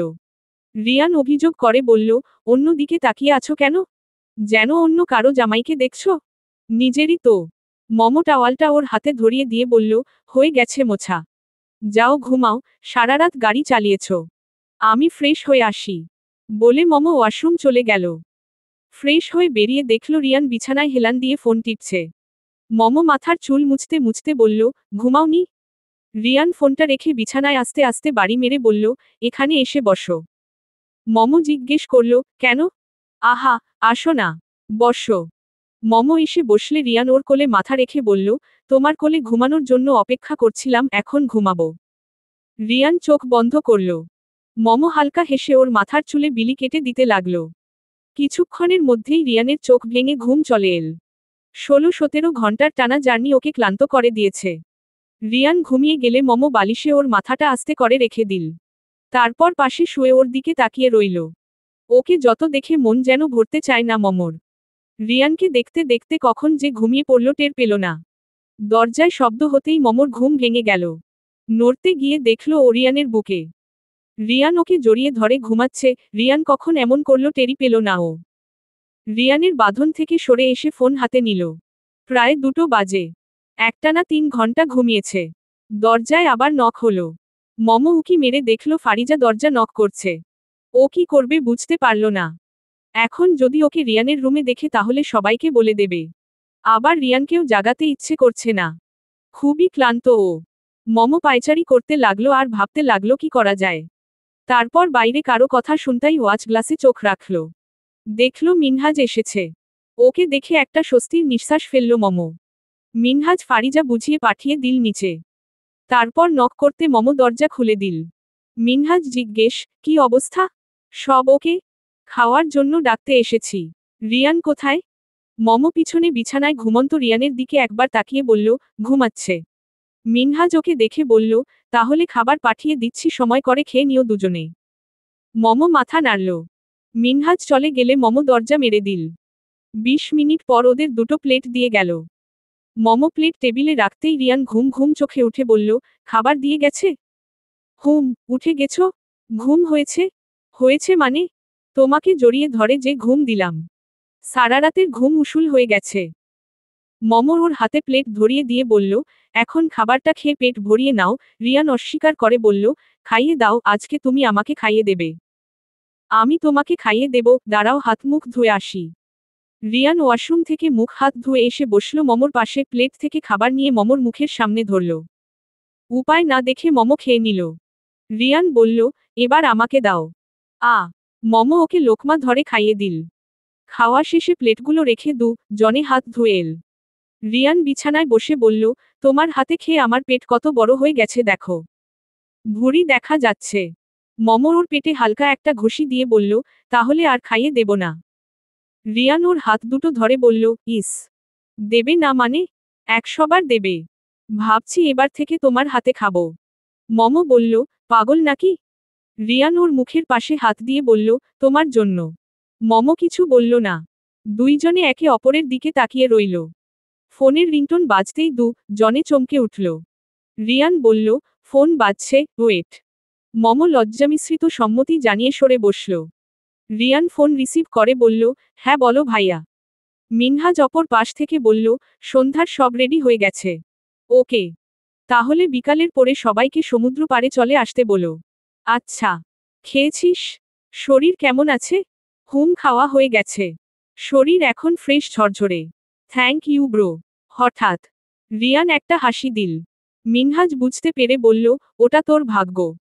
যাক, হানিমুনটা হয়ে গেল ফাঁকে দিয়ে তোদের। না হলে কোথাও হয়তো যাওয়াও হতো না। আচ্ছা, আরেকটু বিশ্রাম নে, আমি বাকি কাজগুলো সেরে নেই। রিয়ান রাজি হয়ে ফোন কেটে দিল। মম জিজ্ঞেস করল, কি হয়েছে? রিয়ান আড়মোড়া ভেঙে বলল, আজকে সন্ধ্যার পর সবাই সমুদ্র পাড়ে বসবে। সেখানে আড্ডা হবে, রাতের খাওয়া দাওয়া হবে। ও আচ্ছা। রিয়ান মমর কাছে এসে ওর কাঁধে মাথা রেখে বলল, কেউ না থাকলে তুমি আর আমি একসাথে সমুদ্র পাড়ে হাত ধরে হাঁটতাম। একসাথে ঝিনুক করতাম। ক্যান্ডেল লাইট ডিনার করতাম। মম, বলো, চলো না সবাইকে বলে দেই। তাহলে আর কিছু লুকাতে হবে না। নিজেদের ইচ্ছে মতো থাকতে পারবো। তারপর যে সবাই তোমার বউকে কথা শোনাবে, টিটকারি করবে। ভালো লাগবে। রিয়ান দীর্ঘশ্বাস ফেলল। এই সমাজের সব কিছুতে সমস্যা। ভালো করলে একজনকে প্রশংসা করবে আর অপরজনকে দেখিয়ে বলবে তুমি পারোনি। আর খারাপ করলে তো কথাই নেই। তাকে বাজে মন্তব্য করতে করতে ডিপ্রেশনে নিয়ে ফেলে। এই নষ্ট সমাজের মানুষ 2 দিন আগের করা ভালো কাজের কথা মনে রাখে না, কিন্তু 10 দিন আগের করা খারাপ কাজ ঠিকই মনে রাখে। বিকালবেলা মম তৈরি হয়ে রিয়ানের আগে বেরিয়ে গেল। রিয়ানের চাইছিল না, কিন্তু সন্দেহের তালিকায় পড়ার কোনো ইচ্ছে নেই মমর। মিনহাজকে ফোন করে জানতে পারল ওরা কয়েকজন সমুদ্র পাড়ে আছে। মম ওখানে চলে গেল। ও একটা হালকা নীল আর সাদা রঙে কাজ করা সুতির শাড়ি পরেছে। হাতে মুক্তার ব্রেসলেট। গলায় রিয়ানের দেওয়া মুক্তোর লোকেটটা। কানে সাদা দুল জোড়া। রিয়ান থেকে অনেক বলে উদ্ধার করেছে। দিতেই চাইছিল না। পরে আবার ওকে দুলটা ফেরত দিতে হবে এই শর্তে দিয়েছে। কি যে পেয়েছে দুলটাতে। কোমর পর্যন্ত চুল খোলা রেখেছে। ওকে দেখে অনেকে তাকিয়েছিল। মম তৌসিফাকে দেখে ওর কাছে গিয়ে বসল। তৌসিফা ওকে বলল, তোকেই মানিয়েছে এই সাগর পাড়ে। আমরা সবাই বেমানান। ধুর, সত্যি সুন্দর লাগছে। সাগরের সাথে মিলে গেছে। আচ্ছা, ভালো কথা। তোকে দেখলাম না যে। আমি রুমে গিয়ে ফ্রেশ হতে চলে গেলাম। তারপর বেরিয়ে সবাইকে জিজ্ঞেস করলাম তোর কথা। কেউ বলতে পারল না। উঠেছিস কোথায়? অন্য রুমে। ও আচ্ছা, আমি ভাবলাম রুম পেলি কি না। বাস আর লঞ্চে যা করল। তা স্যারের সাথে যে এলি কেমন লাগলো? কেমন আর লাগবে? সে ড্রাইভার আর আমি প্যাসেঞ্জার। মম আর তৌসিফা হাসতে লাগল। ওদের কথার মাঝে রাসেল মমর পাশে এসে বসল। খেয়াল করেনি ওরা কাঁধে কারো স্পর্শ পেয়ে মম তাকিয়ে দেখল রাসেল ওর দিকে তাকিয়ে হাসছে। হাতটা কাঁধেই রয়েছে। ও তাকানোর পরও মম কাঁধ সরিয়ে বলল, কিছু বলবেন ভাইয়া? সমুদ্র পাড়ে এভাবে চুল খোলা রেখো না। বেঁধে ফেলো। বলে উঠে গেল। মম খোপা করে নিল। লোকটাকে মোটেই ভালো লাগে না। কিন্তু সিনিয়র তাই কিছু বলতেও পারে না। কিছুক্ষণ পর রিয়ান এসে উপস্থিত হল। গায়ে আকাশি রঙের শার্ট আর নীল জিন্স। শার্টের বোতাম খোলা। ভেতরের সাদা টি শার্ট দেখা যাচ্ছে। ওর নায়কের মতো হেঁটে আসা দেখে মমর হাসি পেল। রিয়ান মিনহাজের কাছে এসে দেখতে লাগলো কি কি কাজ হয়েছে। এখানে অন্যান্য গাছ থেকে নারিকেল গাছ বেশি, তাই আগুন জ্বালানোর কাঠ পেতে বেগ পেতে হয়েছে। খাবার দাবারের ব্যাপারটাও হ্যান্ডেল হয়ে গেছে। কাছের একটা হোটেল থেকে খাবার আনা হবে। নিজেরা রান্না করবে ভেবেছিল। পরে ব্যাপারটা বাদ দিয়ে দিল। সন্ধ্যা নামতে সবাই কাঠ জড়ো করে আগুন জ্বালিয়ে গোল হয়ে বসল। রিয়ান আগেভাগে মমর পাশে এসে বসে পড়ল। ফারিজা গিয়ে বসল ওর পাশে। তৌসিফা মমর অপর পাশে বসল। রাসেল কয়েকবার ঘুর ঘুর করেও যখন মমর পাশে জায়গা পেল না তখন তৌসিফার পাশে বাধ্য হয়ে বসে বারবার মমর দিকে তাকাতে লাগল। মিনহাজ একটা গোল বোতলে অনেকগুলো কাগজের টুকরো নিয়ে হাজির হলো। বলল, খেলা প্রথমে কাকে দিয়ে শুরু করব বলো তো? সবাই রিয়ানের নাম বলল। মিনহাজ রিয়ানের কাছে গিয়ে বলল, ওকে ব্রো, নাও, সবার সম্মতি নিয়ে তোমার থেকেই শুরু করি। রিয়ান একটা কাগজ তুলে ওকে দিল। মিনহাজ কাগজটা খুলে বলল, কবিতা। একজন বোতলটা থেকে একটা কাগজ তুলল আর যা লেখা ছিল তাই পারফর্ম করে দেখালো। কেউ গান, কেউ ছড়া, কেউ বা কৌতুক আর ধাঁধা। বিভিন্ন রকমের খেলা খেলল ওরা। বেশ ভালো সময় কাটল ওদের। এমন করতে করতে সময়ের কাটায় কখন রাত 9টা বেজে গেল কেউ টের পেল না। মিনহাজ আরও 3-4 জনকে নিয়ে খাবার আনতে চলে গেল। এই সুযোগে কেউ কেউ উঠে এদিক ওদিক গেল। মম রিয়ানকে দেখতে পেল না। পাশেই ছিল। চট করে কোথায় চলে গেল খেয়াল হলো না। 10 মিনিট পর হঠাৎ ওর ফোনে মেসেজ এল। কিছু দূর বাম পাশে একটা হোটেল আছে। ওটার কাছে যেতে বলেছে রিয়ান। মম একটা এক্সকিউজ দিয়ে উঠে গেল। হোটেলটার পাশে আসতেই রিয়ান টান মেরে আড়ালে নিয়ে এলোকে। মম হঠাৎ টান পেয়ে বলল, কি করছো? হঠাৎ এখানে ডাকলে? রিয়ান বলল, ডান হাতটা দাও। মম ডান হাত বাড়িয়ে দিল। রিয়ান 1 ডজন সাদা আর নীল কাচের চুড়ি ওকে পরিয়ে দিল। মম চুড়িগুলো দেখে বলল, এগুলোর জন্য তুমি উঠে এসেছো? হুম। তোমার ডান হাতটা কেমন খালি খালি লাগছিল, তাই ভরিয়ে দিলাম। তোমার পছন্দ হয়েছে? হুম। চলো। সবাই অপেক্ষা করছে। ওরা 2 জন একসাথে এসে বসল। তৌসিফা ফিসফিস করে ওকে জিজ্ঞেস করল, স্যারকে পেলি কোথায়? মম আস্তে করে বলল, আসার সময়। মমর হাতের চুড়ি খেয়াল করে বলল, চুড়ি কিনলি কবে? মম আমতা আমতা করে বলল, ওই দিকে গিয়েছিলাম তো আসার সময় দোকানে ভালো লাগলো, তাই আর কি। মম কোনোমনে পাশ কাটিয়ে গেল কিন্তু তৌসিফা বিশ্বাস করল কি না বোঝা গেল না। খাওয়া দাওয়া শেষে যে যেখানে খুশি ঘুরে বেড়াতে লাগলো। মম আর তৌসিফা সমুদ্রের কাছে এসে দাঁড়ালো। এখানের ঢেউ কক্সবাজারের মতো উত্তাল আর হিংস্র নয়।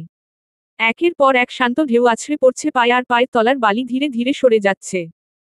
কেমন একটা শান্তি আছে ঢেউগুলোয়। মম দাঁড়িয়ে রইল সাগরের দিকে ফিরে। বাতাসে ওর চুল উড়ছে। ইচ্ছে করছে হাত দুটো দুপাশে বাড়িয়ে দাঁড়াতে। ওরা 2 জন সবার থেকে কিছুটা দূরেই দাঁড়িয়েছিল। তৌসিফা একটু এগিয়ে গেল সমুদ্রের দিকে কথা বলতে বলতে। মম ওর কথা শুনে হাসছিল। হঠাৎ কে যেন ওকে জড়িয়ে ধরল পেছনে থেকে। অপরিচিত স্পর্শে সরে যেতে গিয়ে টাল সামলাতে পারল না মম। পড়ে গেল সাগরের পানিতে। উপরের দিকে তাকিয়ে দেখল রাসেল। কেমন একটা হাসি দিয়ে ওর দিকে তাকিয়ে আছে। সে হাঁটু ভাঁজ করে বসে মমর দিকে ঝুঁকে গিয়ে বলল, তোমার স্মেল তো সুন্দর। কি পারফিউম ইউজ করো? মমর এবার মেজাজ খারাপ হলো। চর বসিয়ে দিল রাসেলের গালে। অনেক সহ্য করেছে। সবকিছুর একটা লিমিট আছে। শুধরে যাওয়ার সময় দিয়েছে। কিন্তু সে না শুধরে বরং ওর আরও সুযোগ নিচ্ছে। তৌসিফা পিছন ফিরে রাসেলকে চর মারতে দেখল। সাথে সাথে মমর কাছে চলে এলো। রাসেল গালে হাত দিয়ে দাঁত কিরমির করে বলল, তোর তো সাহস কম না। সিনিয়রের গায়ে হাত তুলিস। রাসেল মমর ডানটা হাতটা শক্ত করে ধরে ওকে এক টান দিয়ে উঠে দাঁড় করালো। ওর হাতের চাপে মমর কয়েকটা কাচের চুড়ি ভেঙে হাতে ঢুকে গেল। রাসেল তাতে ভ্রুক্ষেপ করল না। হিড়হিড় করে টানতে টানতে সমুদ্রের পার ঘেঁষে আরো দূরে চলে যেতে লাগল। তৌসিফা বাধা দিতে চাইছিল কিন্তু ওকে ধাক্কা দিয়ে ফেলে দিল রাসেল। ওর মাথায় রক্ত চড়ে আছে। মম হাতটা ছাড়তে চাইছিল কিন্তু সারাশির মতো হাত ছাড়তে পারল না। উপায় না দেখে রিয়ান বলে একটা চিৎকার মারল। রাসেল সাথে সাথে টান দিয়ে ওর মুখ চেপে ধরল। মম ব্যথায় ককিয়ে উঠল। হাতে কাচের অংশ আরো বেশি ঢুকে গেছে চাপে। গল গল করে রক্ত পড়তে লাগলো সমুদ্রের পানিতে। কিন্তু ওরা কিছুটা দূরে থাকায় কেউ ডাকটা শুনতে পেল না। কেউ খেয়াল করছিল না। সাগরের দিকটা অনেকটা অন্ধকারই, কজন মিলে গান ধরেছে। সবাই সেখানেই জড়ো হচ্ছে। রিয়ান ওদের মাঝে বসে আছে। গানের মাঝেও মমকে খুঁজে বেড়াচ্ছে। কিন্তু ওকে নজরে পড়ল না। তৌসিফা ভেজা শরীরে হাঁপাতে হাঁপাতে কোথায় থেকে হুট করে এসে ওদের সামনে ধপাস করে বসে পড়ল। কয়েকজন মেয়ে ওর কাছে এসে বলল, কিরে, কি হয়েছে? বালিতে দৌড়াতে বেশ বেগ পেতে হয়েছে ওকে। কোনো রকম কষ্ট করে হাত দিয়ে ইশারা করে বলল, রাসেল ভাই, মমো। সবাই ভাবল ওদের কোনো বিপদ হয়েছে। মমর নাম শুনে রিয়ান দৌড় দিল সবার আগে। ওদের যত কাছাকাছি যেতে লাগলো তত রিয়ানের কাছে ব্যাপারটা স্পষ্ট হতে লাগলো। সাথে সাথে ওর দৌড়ানোর গতি আরও বেড়ে গেল। মমকে মুখ চেপে ধরে নিতে কিছুটা ঝামেলা পোহাতে হচ্ছে রাসেলের। অতিরিক্ত নড়াচড়া করছে। ওর গাল বেয়ে চোখের পানি রাসেলের হাতে এসে ঠেকেছে। মিশকাও ওর মতো ছিল, বেশি তেজ। পার্টির সবার সামনে চর বসিয়ে দিয়েছিল। ওকে শাস্তি দিয়েছে, মমকেও দেওয়া দরকার, কিন্তু সেটা অন্যভাবে। জয়েনের পর থেকে ওর উপর আলাদাভাবে নজর পড়েছে রাসেলের। সবার মাঝে সাধারণ কিন্তু অন্য রকম সৌন্দর্য, যা ওকে বারবার টেনেছে। আজকে ওকে দেখে ভেতরটা পাগল পাগল হয়ে গেছে ওকে কাছে পাওয়ার জন্য। তাই সামলাতে পারেনি নিজেকে, গিয়ে জড়িয়ে ধরেছিল। তাই বলে চর মারবে? হঠাৎ পেছনে থেকে কেউ রাসেলের শার্টের কলার খামচে ধরল। ও পেছনে ফিরে দেখল কেউ একজন ওর শার্ট খামচে ধরে মাথা নিচু করে হাঁপাচ্ছে। রাসেল তোত্তারা গলায় বলল, ওই, আর কিছু নেই? আমার শার্ট খামচে শ্বাস নিচ্ছিস? দেখছিস না ব্যস্ত? মম মুখ দিয়ে শব্দ করতে চাইল কিন্তু সে এতটা চেপে ধরেছে যে নিঃশ্বাস বন্ধ হয়ে আসতে চাইছে। রাসেল হাতটা সরাতে যেতেই একটা ঘুষি পড়ল ওর মুখে। মম হাত থেকে ছিটকে পড়ল সামনে। রাসেল বামে সরে গেল ঘুষির কারণে। পড়তে পড়তেও বেঁচে গেল। তেড়ে আসতেই রিয়ানের হিংস্র চোখ ওর চোখে পড়ল। রিয়ান কাছে এসে ওর কলার চেপে ধরে চিৎকার করে বলল, how dare you to touch my women? তারপর একের পর এক ঘুষি দিতে লাগল। সবাই আসতে আসতে অনেকটা সময় পার হয়ে গেল। ততক্ষণে রাসেলের নাক মুখ খুশিতে ফুলে গেছে। বাধা দিয়েও বিশেষ লাভ হয়নি। বাধা দিতে দিতে উল্টো মারার সময় পায়নি খুব একটা। 2-3টা মেরেছে তারপরও। রাসেলের আংটির ঘষায় রিয়ানের গালের খানিকটা অংশ কেটে গেছে। কিছুটা রক্ত গড়িয়েও পড়েছে। তাও মারা বন্ধ হয়নি। মম মুখে হাত দিয়ে তাকিয়ে আছে রিয়ানের দিকে। চোখ দিয়ে অনবরত পানি পড়ছে। রিয়ানকে এমন রাখতে আগে দেখেনি ও। মিনহাজ আর সাদাফ এসে রিয়ানকে রাসেল থেকে সরিয়ে আনল। রাসেল ঠোঁটের কাছের কাটা অংশে হাত দিল। জলে উঠল সাথে সাথে। এমনভাবে রইল যেন কিছু করেইনি। রাসেলের মুখভঙ্গি দেখে রিয়ান আবার তেড়ে আসতে চাইল, কিন্তু দুইজনের জন্য পারল না। রিয়ান সাদাফকে ঠেলে সরিয়ে দিল। মিনহাজের হাত ছাড়িয়ে যেতে লাগলে মিনহাজ ওকে থামিয়ে দিয়ে বলল, কি হয়েছে? রিয়ান চিৎকার করে বলল, আমার স্ত্রীকে স্পর্শ করার সাহস হয় কি করে ওর? আমার স্ত্রী শব্দটা বোমার মতো পড়ল সবার মাঝে। সবাই এক প্রকার শক খেয়ে দাঁড়িয়ে রইল। ফারিজা শুনে ধপ করে বসে পড়ল বালিতে। তাকালো মমর দিকে। ও এখনো বসে আছে বালিতে মুখে হাত দিয়ে। কান্না বন্ধ হয়নি। রিয়ান কিছুটা শান্ত হয়ে মিনহাজের হাত সরিয়ে নিল। গায়ের শার্ট খুলে মমর ভেজা শরীর আবৃত করে দিল। মম ভেজা গায়ে বালিতে একাকার হয়ে গেছে। রিয়ান ওকে উঠিয়ে সবার দিকে ফিরে বলল, ও আমার স্ত্রী। শুনতে পেয়েছ সবাই? ভালো করে শুনে রাখো। আর রাসেল, তোমার বিরুদ্ধে আগেও অভিযোগ ছিল। তখন প্রমাণ পাইনি। তোমাকে আজকে থেকে বরখাস্ত করলাম। এখান থেকে যাওয়ার পরপরই আমি যাতে রিজাইন লেটার পেয়ে যাই। তোমাকে যেন অফিসের আশেপাশে না দেখি আর। যদি কোনো রকম উল্টোপাল্টা কিছু করেছ তো সেক্সুয়াল হ্যারাসমেন্টের কারণে এফআইআর করে আসবো থানায়। Mind it. সবাই তখনও চুপ করে দাঁড়িয়ে। রিয়ান মমকে নিয়ে হাঁটা ধরল। মমর জুতা ছিঁড়ে গেছে, হাঁটতে পারছে না। রিয়ান ওর জুতো জোড়া নিয়ে ছুঁড়ে ফেলে দিল একদিকে। তারপর ওকে কোলে নিয়ে হাঁটা ধরল হোটেলের উদ্দেশ্যে। রুমের সামনে এসে মমকে নামিয়ে দিল রিয়ান। মম জরসর হয়ে দাঁড়ালো একপাশে। রিয়ান রুমে ঢুকে বলল, ফ্রেশ হয়ে নাও দ্রুত। ব্যাগ থেকে এক সেট জামা বের করে দিল। মম বাম হাত দিয়ে নিতেই রিয়ান জিজ্ঞেস করল, ডান হাতে কি হয়েছে? মম তাড়াতাড়ি বলল, কিছু না। রিয়ান ওর ডান পাশে তাকাতেই শাড়িতে লাল রক্ত দেখতে পেল। মম দেখাতে চাইছিল না। রিয়ান জোর করে হাত টেনে এনে দেখল অনেকটা রক্ত জমাট বেঁধে আছে। দেখে রিয়ান রাগে ফেটে পড়ল। আবার বাইরে চলে যাচ্ছিল। মম বাধা দিয়ে বলল, প্লিজ, অনেক মেরেছ। তোমার গালটাও কেটে গেছে। রিয়ান কিছুক্ষণ চোখ বন্ধ করে থেকে রাগটাকে দমন করল। তারপর ওকে ওয়াশরুমে এনে সাবধানে ভাঙা কাঁচগুলো বের করে হাতের কাটা জায়গাটা ধুয়ে দিল। বেশ খানিকটা রক্ত বের হলো। মম ব্যথায় চোখমুখ কুঁচকে ফেলল কিন্তু টু শব্দ করল না। না হলে রিয়ান আবার কি নাকি করে বসে। রিয়ান সাবধানে হাত ধুয়ে দিয়ে বলল, তাড়াতাড়ি গোসল করে বের হও। আমি ওষুধ আর ব্যান্ডেজ নিয়ে আসছি। সাবধানে করবে। দেখো আবার হাতে ব্যথা পেও না। বলে রিয়ান বেরিয়ে গেল। মম গোসল সেরে বেরিয়ে এল। হাতটা অনেকটাই কেটেছে। নড়াচড়া করলেই ব্যথা করছে। একটু পর রিয়ান এসে ঢুকল রুমে। হাতে ব্যান্ডেজ আর ওষুধ। মমর পাশে এসে ওর হাতটা টেনে ধরে বলল, খুব ব্যথা করছে না? ওষুধ খুলে লাগিয়ে ব্যান্ডেজ করে দিয়ে বলল, এবার ব্যথা কমে যাবে। মমর ওর মুখ দুহাত দিয়ে ধরে বলল, তোমার মুখও তো কেটে গেছে দেখি। ও ওষুধটা হাতে নিয়ে রিয়ানের গালে লাগিয়ে দিয়ে বলল, ওয়ান টাইম ব্যান্ডেজ আনোনি? এখন কি দেব কাটা জায়গায়? রিয়ান হঠাৎ ওর কোলে শুয়ে বলল, কিছু লাগবে না। মম মমর ওর মাথায় হাত বুলিয়ে দিতে দিতে বলল, হুম, আজকে থেকে আর লুকাতে হবে না। মম হুম বলে ওর মাথায় হাত বুলিয়ে দিতে লাগল। রিয়ান ওর দিকে কিছুক্ষণ পলকহীনভাবে তাকিয়ে থেকে ওকে কাছে টেনে নিল। মম ঘুম থেকে উঠে আড়মোড়া ভাঙল। পাশে রিয়ান গভীর ঘুমে রয়েছে। মম হেসে ওর মাথায় হাত বুলিয়ে দিয়ে কপালে একটা চুমু এঁকে দিল। তারপর ফ্রেশ হতে চলে গেল। বেরিয়ে জানালার সামনে দাঁড়িয়ে মাথা মুছতে লাগল। আজকের দিনটাই অন্য রকম সুন্দর লাগছে। যেন নতুন করে দেখছে সবকিছু। এতদিনের মাথার ভার এক রাতেই নেমে গেছে। বিয়েটার মধ্যে দিয়ে ওর জীবনটা আবার নতুন করে শুরু হয়েছে। অতীতের পোড়া স্মৃতি ভুলে গেছে। এখন কেবল ওর জগৎ জুড়ে রিয়ানের আনাগোনা। টাওয়াল দিয়ে মাথা মুছতে মুছতে মুচকি হাসল ও। রিয়ান পেছনে থেকে জড়িয়ে ধরে বলল, খুব হাসি হচ্ছে মহারানীর? মহারাজার ঘুম ভেঙেছে তাহলে? রিয়ান ওর কাঁধে মাথা রেখে বলল, উহু, আরও ঘুমাতে চাই। মম মাথায় হালকা বাড়ি মেরে বলল, সকাল 8:30 বাজে। এখনো ঘুমাবেন উনি? যাও ফ্রেশ হও। নাস্তা করতে যেতে হবে না? রিয়ান ওকে ছেড়ে নড়ছেই না, ওর কাঁধে মাথা রেখে চোখ বন্ধ করে আছে। হঠাৎ জিজ্ঞেস করল, তোমার হাতের কি অবস্থা? মম চোখের সামনে ধরে বলল, ভালোই। ব্যথা কমেছে। তোমার গাল? খুব ব্যথা। তাই নাকি? দেখি দেখি। মম ওর দিকে ফিরল। রিয়ান ওকে বাহুতে আবদ্ধ করে বলল, একটা কিস দিয়ে দাও, গালে ব্যথা কমে যাবে। মম ওকে ঠেলে সরিয়ে বলল, ধ্যাতো। যাও তো। মম জোর করে ওকে ওয়াশরুম পাঠিয়ে দিল। মম সব গোছগাছ শুরু করে দিল। বিকাল 5টায় লঞ্চ। দুপুরের খাবার খেয়ে তৈরি হয়ে যেতে হবে ফেরত যাওয়ার জন্য।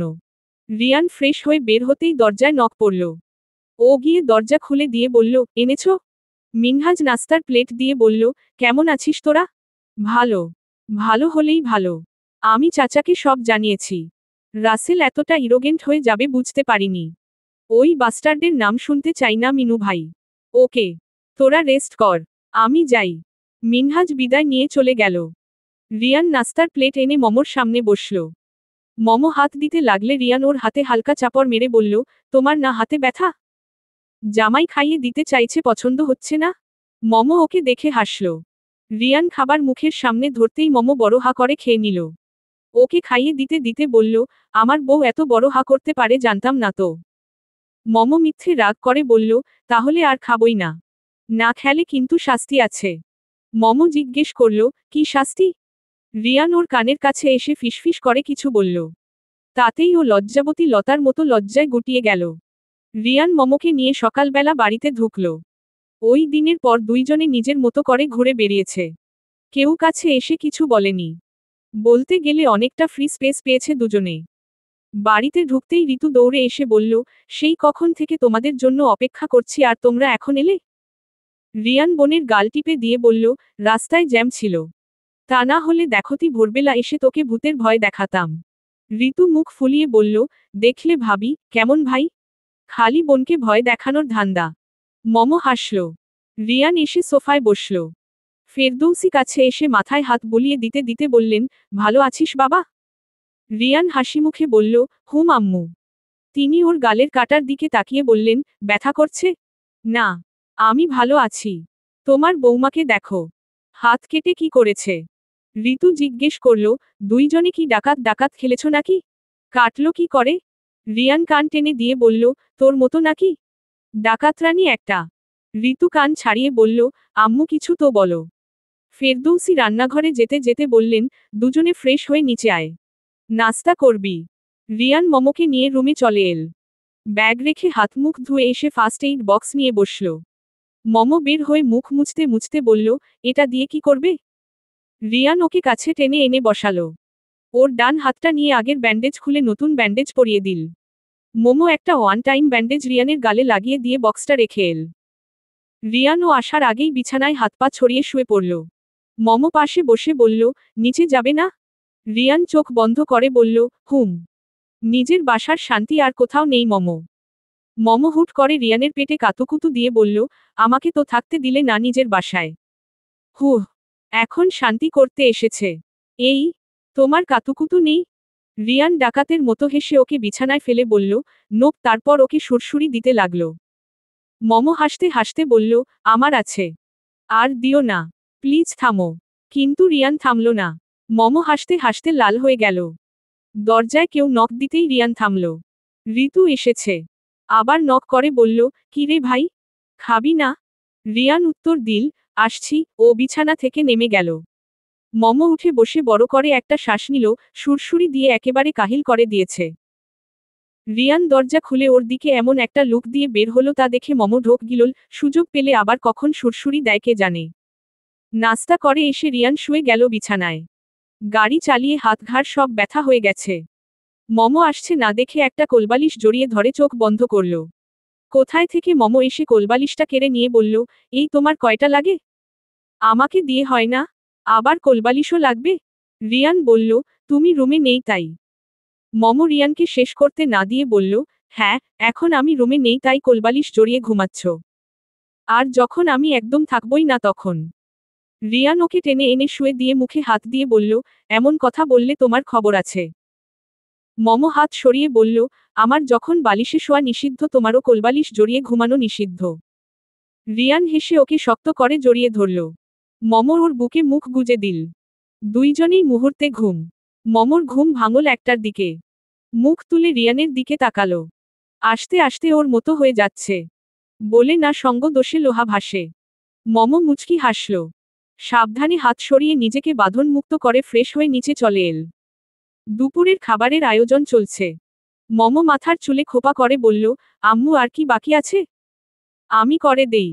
ফেরদৌসী বলল, ও মা, চলে এসেছ আরেকটু বিশ্রাম নিতে?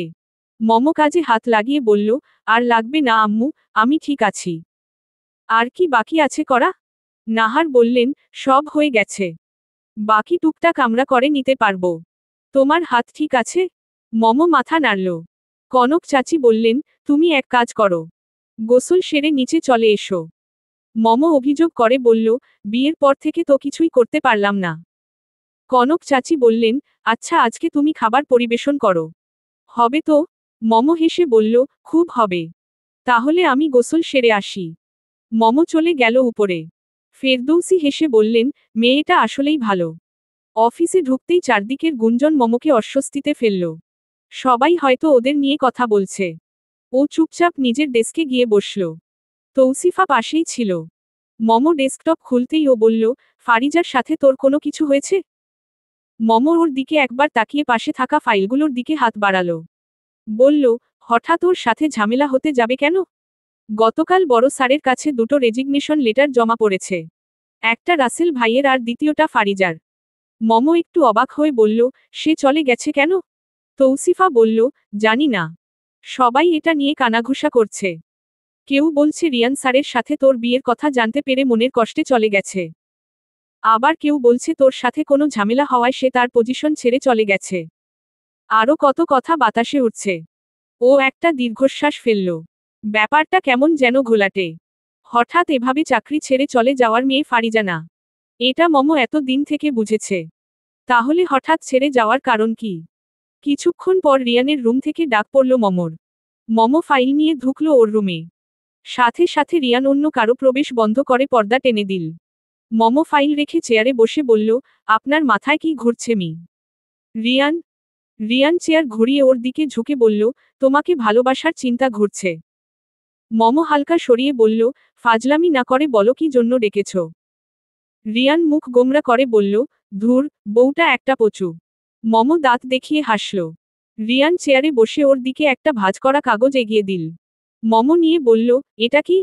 খুলেই দেখো। মম খুলে দেখল। পার্সোনাল অ্যাসিস্ট্যান্ট হিসেবে জয়েনের লেটার। রিয়ান দুই হাত ভাঁজ করে চেয়ারে হেলান দিয়ে বলল, বউ থাকতে আর অন্য কাউকে কেন জয়েন দিই? সুযোগ পেলে একটু রোমান্সও করা যাবে। এই ব্যাপার? মাথায় শুধু এগুলো ঘোরে এখন।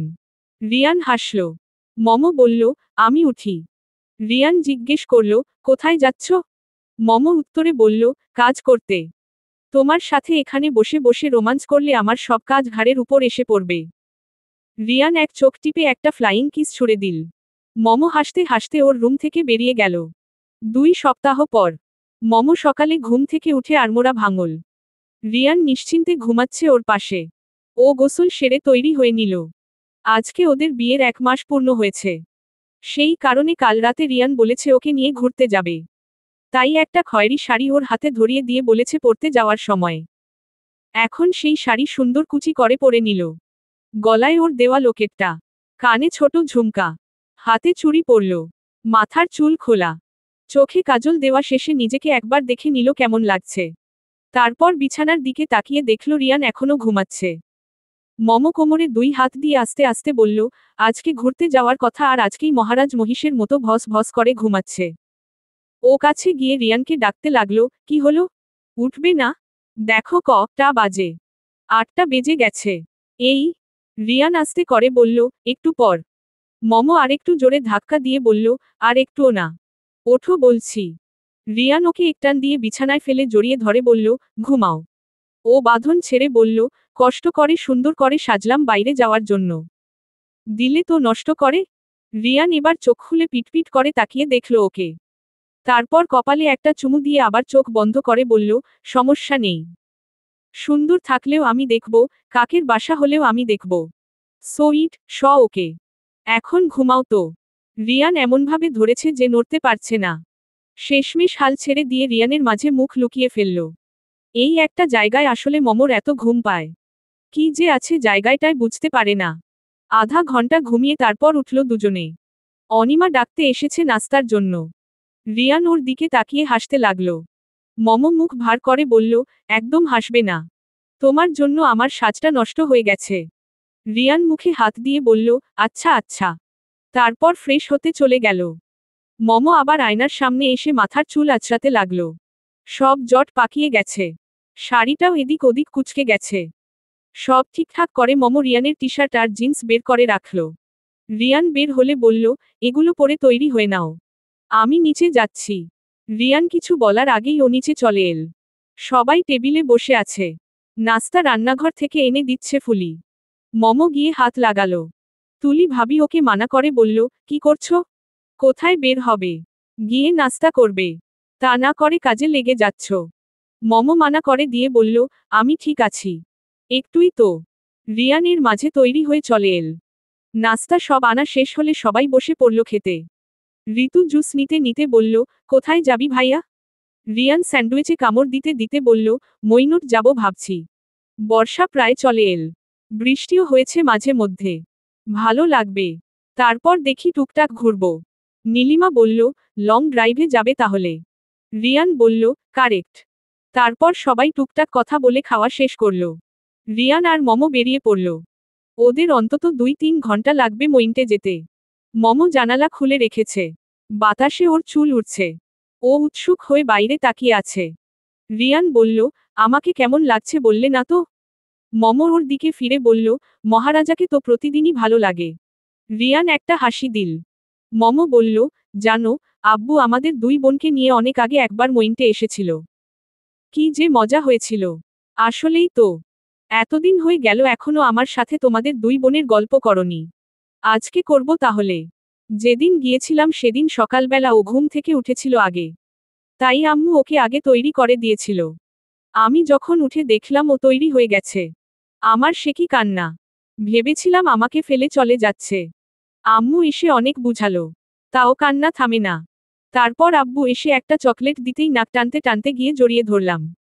আম্মু আমাকে তৈরি করে দিয়ে নিজে তৈরি হয়ে নিল। তোমাকে কেমন লাগছিল বলতো?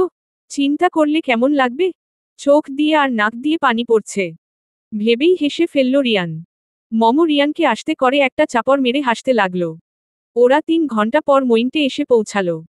গাড়ি থেকে নামতেই বাতাসে মন জুড়িয়ে গেল।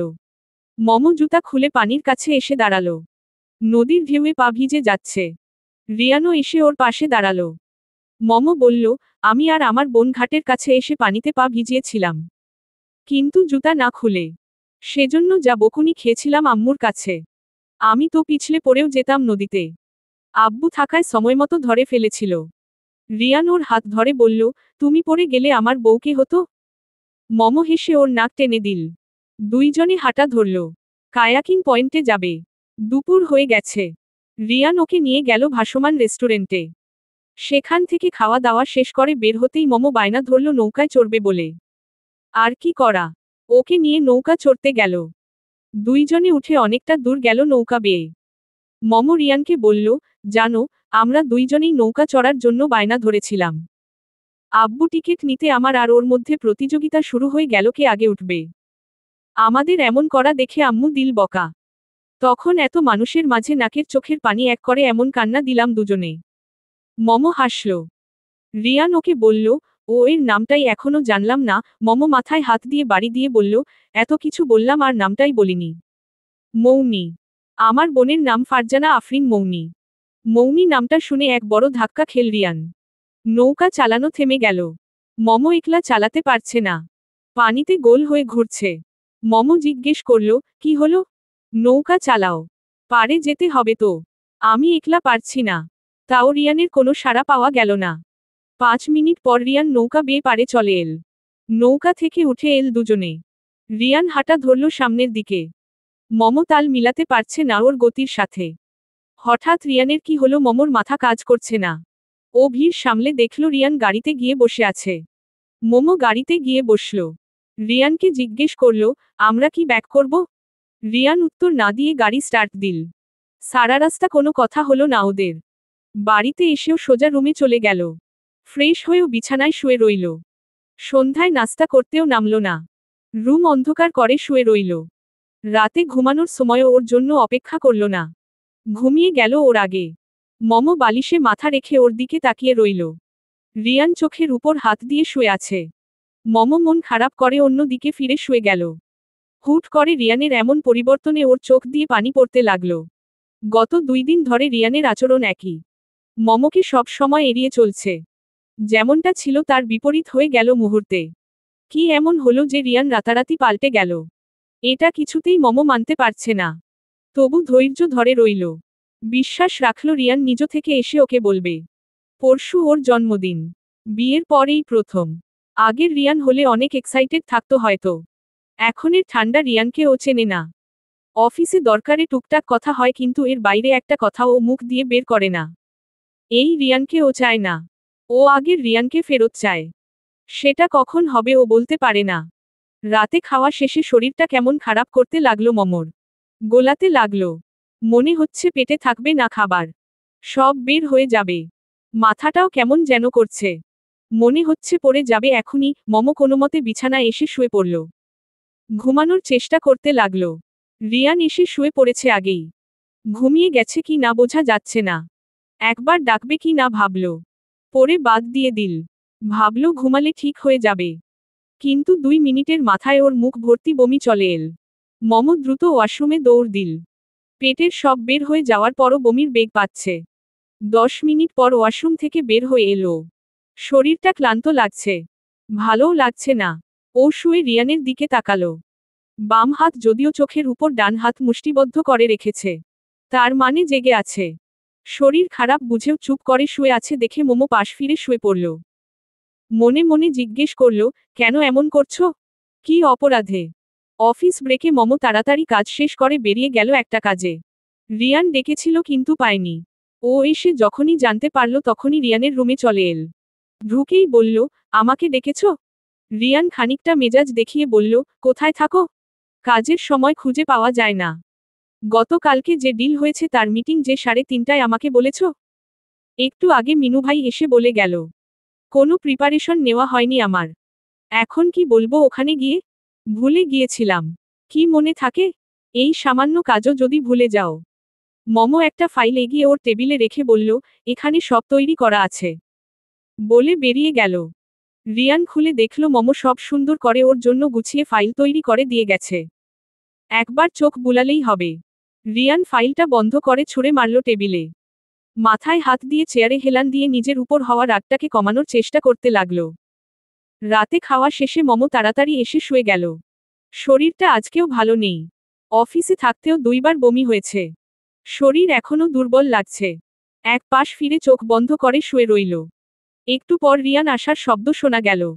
ও দরজা মেরে ফ্রেশ হয়ে বিছানায় উঠে বসল। আজ 3 দিন পর মমকে পেছনে থেকে জড়িয়ে ধরল রিয়ান। ওর ছোঁয়া পেয়ে মমর কান্না চলে এল। তা ওর দিকে ফিরল না। রিয়ান ওর চুলে মুখ ডুবিয়ে আছে। হঠাৎ মমর মনে হলো রিয়ান নিঃশব্দে কান্না করছে। ভাবতেই পেছনে ফিরে দেখল সত্যিই তাই। ভেজা চোখে ওর দিকে তাকিয়ে আছে। নোনা জল গড়িয়ে পড়ছে ওর চোখ দিয়ে। মম তাড়াতাড়ি ওর চোখ মুছে দিয়ে বলল, কি হয়েছে? শরীর খারাপ লাগছে? বলো আমাকে। রিয়ান ওর বুকে মাথা গুজে দিয়ে ছোট বাচ্চাদের মতো ওকে জড়িয়ে ধরে শুয়ে রইল। মম মাথায় হাত বুলিয়ে দিতে দিতে কান্নার কারণ জানতে চাইল। রিয়ান আরও শক্ত করে ধরে বলল, তোমাকে ছাড়া আমি থাকতে পারবো না মম। এই 3 দিন তোমাকে ছাড়া পাগল হয়ে গেছি আমি। মানসিক অশান্তিতে দিন গুনেছি। আর পারছি না নিজের সাথে যুদ্ধ করতে। মম মাথায় হাত বুলানো বন্ধ না করে বলল, কি হয়েছে? আমাকে বলো, দেখবে হালকা লাগবে। রিয়ান উঠে বসল। মোমো ওকে দেখে উঠে বসে অপেক্ষা করতে লাগলো রিয়ানের কথা শোনার জন্য। রিয়ান চোখ মুছে বলল, আমাকে তুমি যেমনটা দেখছো আমি আগে তেমনটা ছিলাম না, অনেকটা মোটা আর ভীতু প্রকৃতির ছিলাম। মোটা ছিলাম দেখে অনেকবার বুলিংয়ের শিকারও হয়েছিলাম, যেটা ক্লাস 6-এ থাকতে অনেক বড় আকার ধারণ করে। আমি প্রায়ই ডিপ্রেশনে থাকতাম আর টিফিন টাইমে স্কুলের ছাদে এসে একলা কাঁদতাম। এমন করেই দিন চলছিল। হঠাৎ একদিন ছাদে এক মেয়ে আসলো। সাধারণত কেউ আসতো না দেখেই আমি ছাদে গিয়ে লুকিয়ে কাঁদতাম। তাই ওকে দেখে কান্না থামিয়ে তাকিয়েছিলাম। মেয়েটা ছাদের কিনারায় গিয়ে দাঁড়ালো হাত কার্নিশে রেখে। চুল একটা ফিতা দিয়ে বাঁধা ছিল। কাঁধ পর্যন্ত খোলা চুল বাতাসে উড়ছিল। দৌড়ে আসায় বেশ হাঁপাচ্ছিল। ঘেমেও ছিল। কি যেন দেখছিল নিচে। তখনই কয়েকটা মেয়ের ছাদে আসার শব্দ শুনলাম। সেই শব্দ ওই মেয়ের কানেও পৌঁছেছিল। সেই পিছন ফিরতেই আমি প্রথম ওকে দেখলাম। ওর ঘামে ভেজা মুখে আশেপাশের চুল লেপ্টেছিল। সেই দৃশ্যটা আমার মনে গেঁথে গেল। মেয়েগুলো এসেই ওর হাত ধরে টানাটানি করতে লাগলো। আমি ভাবলাম ওকেও হয়তো বুলিং করছে। তাই থাকতে না পেরে ছাদের চিপা থেকে বেরিয়ে এসে প্রতিবাদ করতে এগিয়ে এলাম। চিৎকার করে বললাম, ওকে ছেড়ে দাও। মেয়েগুলো আমার দিকে অবাক হয়ে তাকালো। তারপর মেয়েটিকে ছেড়ে দিল। আমি বিজয়ের হাসি দিতেই মেয়েটি এগিয়ে এসে বলল, কি হয়েছে? আমি একটু বোকা হয়ে বললাম, ওরা তোমাকে বুলিং করছিল না? না, আমরা তো খেলছিলাম। তার উত্তর শুনে লজ্জায় কি বলবো ভেবে পাচ্ছিলাম না। তারপর হুট করেই ছাদ থেকে নেমে পড়লাম। এরপর অনেকদিন ওকে দেখেছিলাম ছাদে। পেছনে হাত দিয়ে ছাদে এসে রেলিংয়ের কাছে দাঁড়িয়ে থাকত। আপন মনে হাসত। আমি লুকিয়ে লুকিয়ে দেখতাম। কেন যেন ভালো লাগত। ক্লাসে প্রায়ই নিজের দিকে মনোযোগ রাখার চেষ্টা করতাম। আশেপাশে কি হচ্ছে না হচ্ছে খেয়াল রাখতাম না। কিন্তু একদিন হুট করেই একজনের দিকে চোখ পড়ল। সেই মেয়েটি। আশেপাশের সবাই ওকে মৌনি নামে ডাকছে। আমার দিকে চোখ পড়তেই হাসল। আমি চোখ নামিয়ে ফেললাম। একটা কথা বলতে খুবই ইচ্ছে করছিল, সে 2 ঝুঁটি করে কেন এসেছে। তাকে খোলা চুলেই ভালো লাগে। কিন্তু বলা হয়ে ওঠা হয়নি। সেদিনই ছাদে আমি বসেছিলাম তার অপেক্ষায়। এদিক ওদিক উকি মারছিলাম। দেখলাম সে ছাদে উঠল। আমি দেয়ালের পেছনে লুকিয়ে গেলাম। সে ধীর পায়ে এগিয়ে এসে আমার সামনে দাঁড়িয়ে বলল, আর কত লুকিয়ে থাকবে? তখন ওর চুল খোলা। বাতাসে ওর চুল উড়ছে। আমি হা করে তাকিয়ে আছি ওর দিকে। আমার তাকিয়ে থাকা দেখে ও হেসে ফেলল। এরপর থেকে আমাদের কথা বলা শুরু। ক্লাসে কখনো ওর সাথে কথা হয়নি। চোখে চোখ পড়লেই হাসত শুধু। আমিও এগিয়ে গিয়ে কথা বলতাম না। যদি আমার জন্য ওকেও বুলিং হতে হয়। যা কথা হতো ছাদেই। টিফিন পিরিয়ডে একবার মন খারাপ করে বসেছিলাম। সিনিয়র ভাইরা আমাকে মোটা বলে হাসাহাসি করেছে বলে আমার কান্না পাচ্ছিল। তখন পাশ থেকে কেউ একজন বলল, আবার কান্না করছো? তাকিয়ে দেখলাম মৌনি। আমি চোখ মুছে বললাম, ভাইয়েরা আমাকে নিয়ে আজকে আবার হাসাহাসি করেছে। টিফিনের টাকা নিয়ে গেছে। মৌনি আমার পাশে বসে বলল, তুমি সুযোগ দিচ্ছ বলেই তো করছে। তারপর পেটে একটা গুঁতো দিয়ে বলল, ফাইট ব্যাক ইডিয়েট। এভাবে পালালে ওরা আরও সুযোগ পাবে। বোকা রসগোল্লাটা।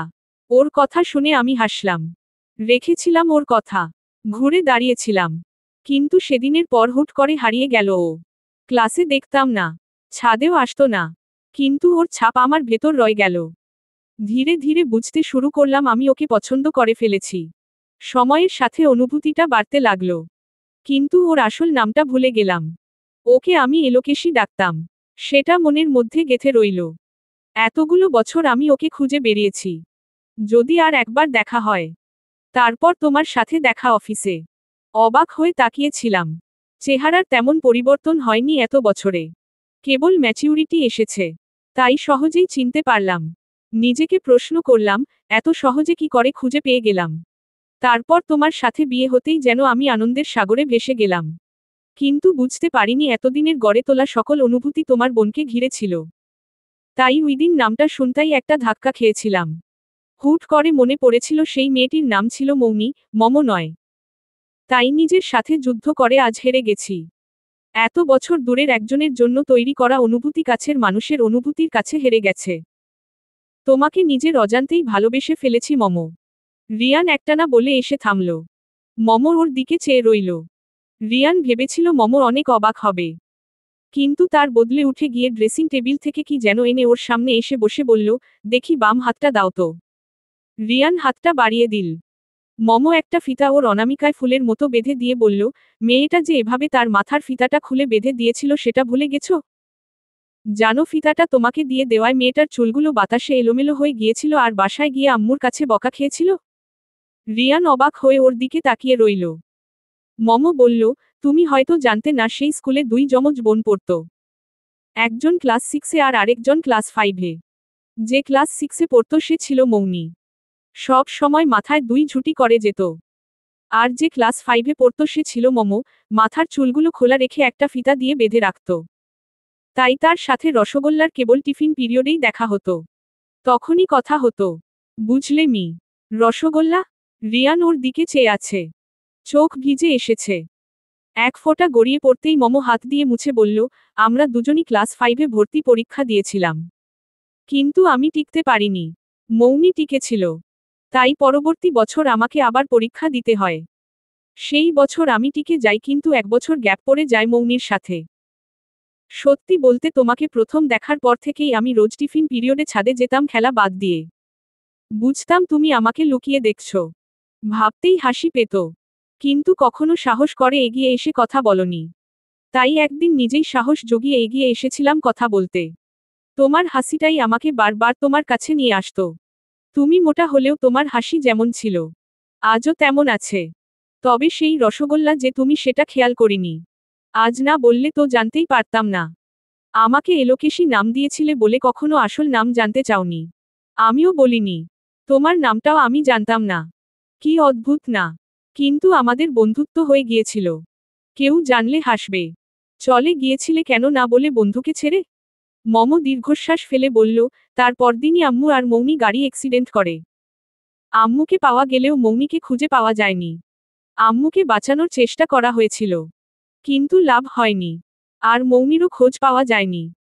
কেবল ওর কাঁধে থাকা ব্যাগটা পাওয়া গিয়েছিল রক্তাক্ত অবস্থায়। তাই সবাই ধরেই নিয়েছে ও আর বেঁচে নেই। এরপরই আব্বুর মানসিক অবস্থা খারাপ হতে থাকে। সেই সাথে পারিবারিক অবস্থাও। স্কুলের ফি বেশি হওয়ায় আমাকে অন্য স্কুলে ভর্তি করাই। সেখান থেকেই আজ আমি এখানে। রিয়ান হঠাৎ ওকে জড়িয়ে ধরল। মম ওর পিঠে হাত বুলিয়ে বলল, আগে সব বললে এই দিন অযথা কষ্ট পেতে হতো না ইডিয়েট। এজন্যই বলে স্বামী স্ত্রীর মধ্যে লুকোচুরি থাকতে নেই। রিয়ান ওর ঘাড়ে মুখ গুজে দিয়ে বলল, হুম। তোমার ইডিয়েট জামাই। মম বলল, এই আমার সুরসুরি লাগছে। রিয়ান ওকে আরো শক্ত করে ধরে বলল, লাগুক।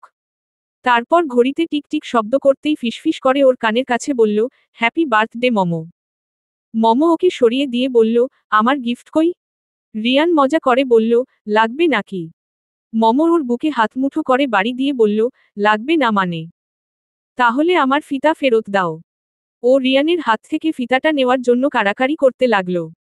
রিয়ান বলল, তুমি যখন আগে আমার হাতে ফিতাটা লাগিয়ে দিয়েছিলে তখন ইচ্ছে করছিল তোমার গালে। মম চোখ সরু করে কোমরে হাত দিয়ে বলল, থেমে গেছো কেন? কি বলছিলে শেষ করো। রিয়ান বলল, কিছু না, কিছু না। মম রাগ করে বলল, কিছু না মানে? আমার গাল নিয়ে কি ভেবেছিলে বলো বলছি।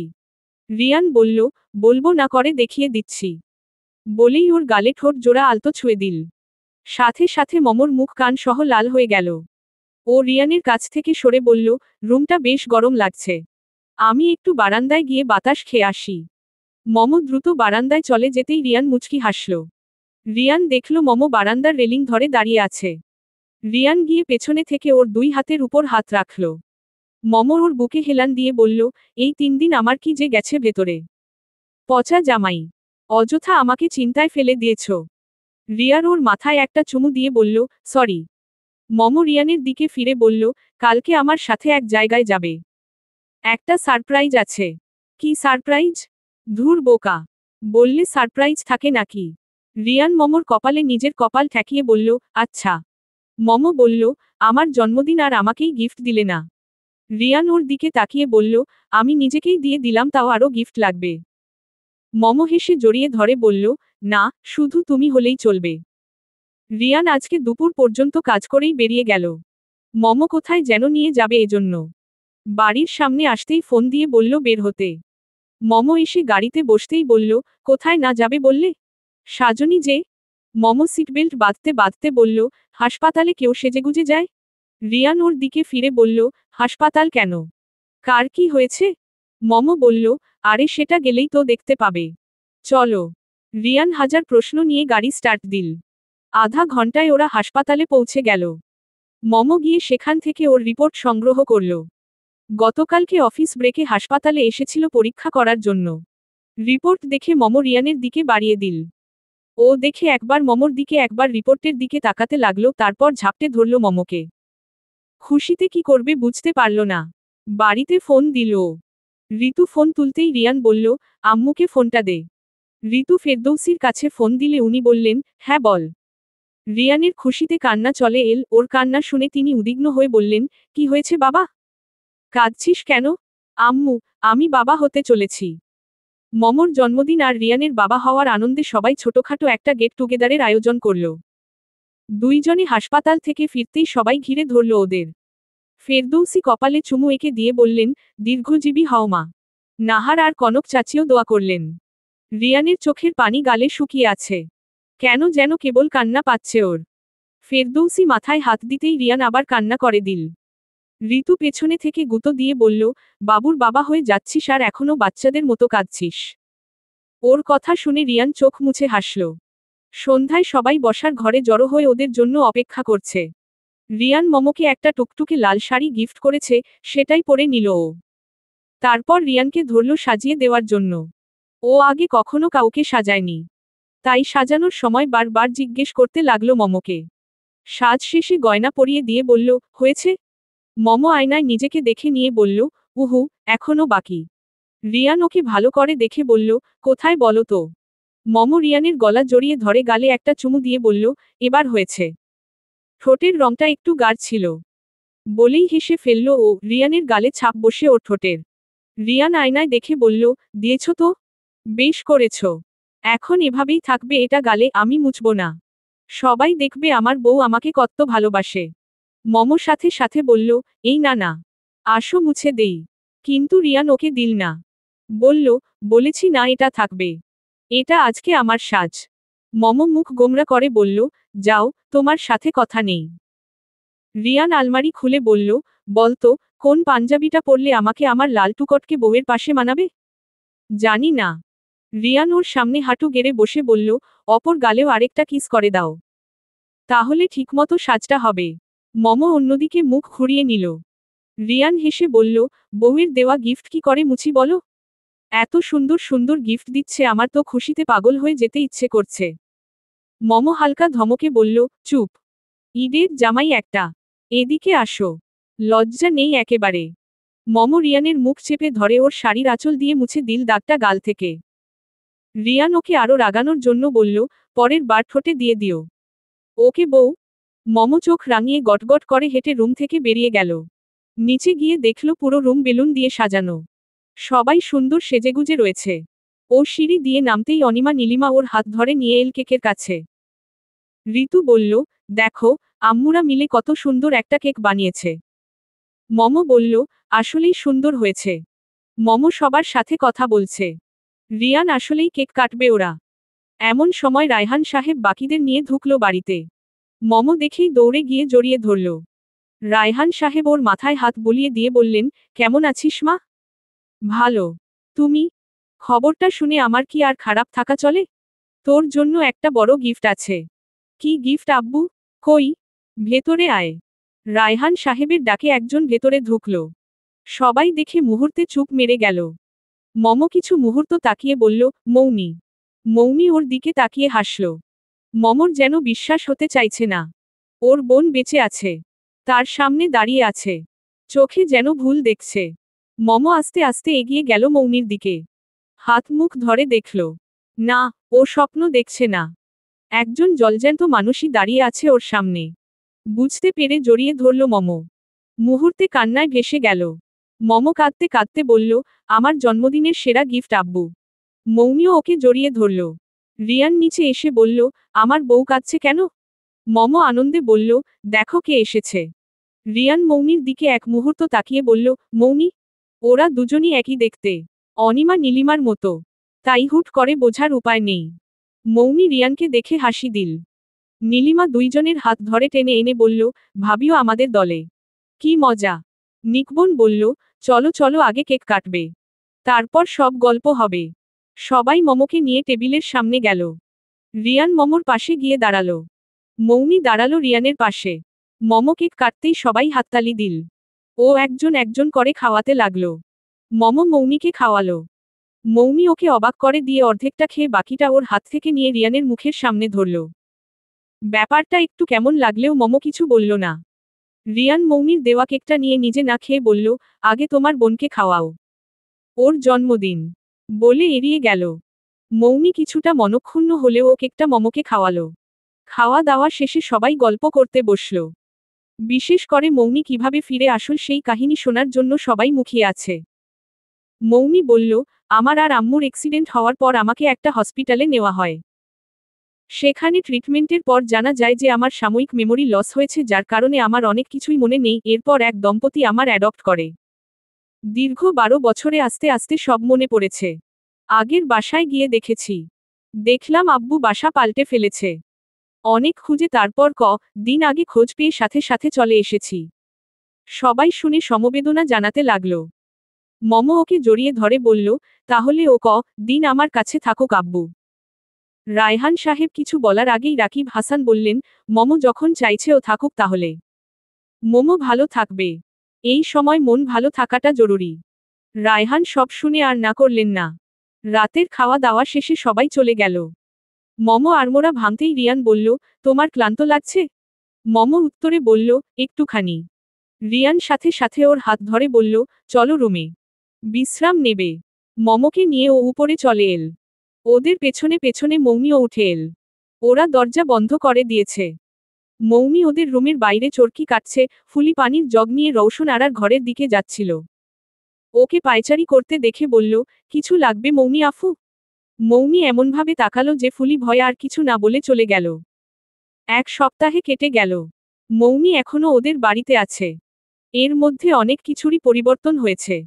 বাড়ির সকল ভাই বোন মৌমি ফ্যান হয়ে গেছে। ছোট থেকে বুড়ো সবাই ওর প্রশংসায় পঞ্চমুখ। মম অফিস থেকে আসলেই ওর প্রশংসা শুনতে থাকে প্রায়। সব কথায় মৌমির নাম। বিশেষ করে বাচ্চা মেয়েগুলোর মুখে। মৌমি বেশ ভালো আসর জমাতে পারে। মম এটা ভালোই জানে। ছোটবেলা থেকেই ওকে দেখে আসছে। ভীষণ চটপটে ছিল। সবাই ওকে পছন্দ করেছে দেখে বেশ খুশিই হলো ও। শুক্রবার দুপুরে খাওয়া শেষে মম খাবার গোছগাছ করছিল রান্নাঘরে। সবাই বাইরে বাগানে গেছে। সেখানে বসে গল্প করবে। ফুলি আস্তে আস্তে মমর কাছে এসে বলল, মম ভাবি, আপনার বইন আর কতদিন থাকবে? মম হেসে জিজ্ঞেস করল, কেন? ফুলি গলা নামিয়ে বলল, আপনার বইন কেমন জানি। কেমন? আপনারা যখন রাতে ঘুমাইতে যান তখন আপনাদের ঘরের বাইরে অনেকক্ষণ ঘুর ঘুর করে। পায়চারি করে। আর কি যেন ভাবে। রোজ দেখি। কিছু বলতে গেলে খুব খারাপ ভাবে তাকায়। আমারে খুব খারাপ ভাবে বকে। একদিন বিছানা ঝাড়তে গেছি। তার ফোন বিছানায় ছিল। আমি টেবিলে রাখতে গেছি, আমারে একটা চর মাইরা হাত থেকে ফোনটা নিয়ে গেল। মৌমি এমন করেছে ভাবতে পারছে না মম। ওকে তো সবার সাথে হাসি খুশি দেখেছে। তাহলে ফুলির সাথে এমন করবে কেন? ও ফুলিকে বলল, আমি দেখছি। ফুলি ভয় পাওয়া গলায় বলল, আপনি কাউরে বইলেন না। তাহলে মৌমি আফু আবার আমারে মারব। মম আশ্বস্ত করে নিজের রুমের দিকে পা বাড়ালো। রিয়ান রুমে। খাওয়ার পর মমর ওষুধ নিয়ে বসে থাকে প্রত্যেকবার। তাই গেছে। তারপর দুজনে একসাথে নিচে যাবে। দরজার কাছে যেতেই কারো কথার শব্দ শুনতে লাগলো। ভেতরে গিয়ে দেখল মৌমি রিয়ানের শরীর ঘেঁষে বসে কথা বলছে। রিয়ান শুধু মাথা নাড়িয়ে হু হা করছে। ও যেখানে যাচ্ছে মৌমিও পিছনে পিছনে ঘুরছে আর খুব কাছ ঘেঁষে দাঁড়াচ্ছে। ব্যাপারটা দেখলে যে কেউ দৃষ্টিকটু বলতো। মম রুমে ঢুকে জিজ্ঞেস করল, কি হয়েছে মৌমি? মৌমি একটু সরে এসে বলল, জামাইবাবুর সাথে একটু গল্প করতে এলাম। এমন রসকসবিহীন মানুষের সাথে সংসার করিস কি করে রে? কথাই বলে না। মম হেসে বলল, যে যেমন তার জামাই তো তেমনই হবে। মৌমি একটা হাসি দিয়ে বলল, ঠিক। আমি নিচে যাই। সবাই আমাকে ফেলে গল্প করে ফেলছে। মৌমি নিচে চলে গেল। মম রুম গোছাতে গোছাতে বলল, কি বলছিল ও?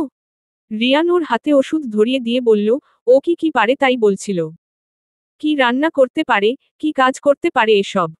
মম চুপচাপ ওষুধ খেয়ে নিল। কিছু বলল না। 2 দিন পর অফিস টাইমে রিয়ানের ফোন এল। দুপুরের খাবারের পর ফেরদৌসী বেশ অসুস্থ হয়ে পড়েছেন। তাকে নিয়ে সবাই হাসপাতালে যাচ্ছে। শুনেই ও তাড়াতাড়ি বেরিয়ে এসে মমকে বলল, শুনো, তুমি অফিসটা সামলাও। আমি আসছি।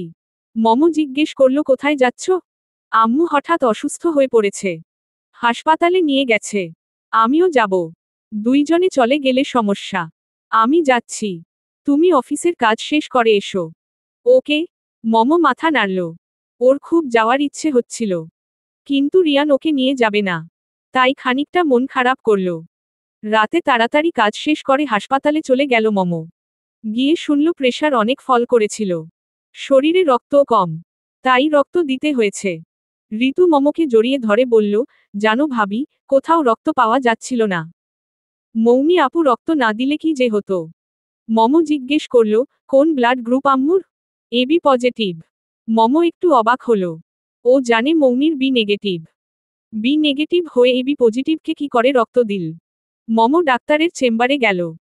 ডাক্তারের সাথে কথা বলে জানতে পারল ওরা মৌমির রক্ত পরীক্ষা করে তবেই ফেরদৌসীকে রক্ত দিয়েছে। আর মৌমির রক্ত এবি পজিটিভই ছিল। মম মাথায় হাজার চিন্তা নিয়ে বেরিয়ে এল। একজন মানুষের অ্যাক্সিডেন্টের পর কিভাবে রক্তের গ্রুপ বদলে যেতে পারে, এটা বেশ ভাবাচ্ছে ওকে। রিয়ান ওর কাছে এসে বলল, তুমি এখানে? সবার কাছে শুনলাম তুমি এসেছো তাই খুঁজছিলাম। কি হয়েছে? এমন চিন্তিত লাগছে কেন? আম্মু ভালো আছে। শুনোনি? হুম শুনেছি। চলো যাই। মম বেশ চিন্তায় থাকলেও সেটা বাইরে প্রকাশ করল না।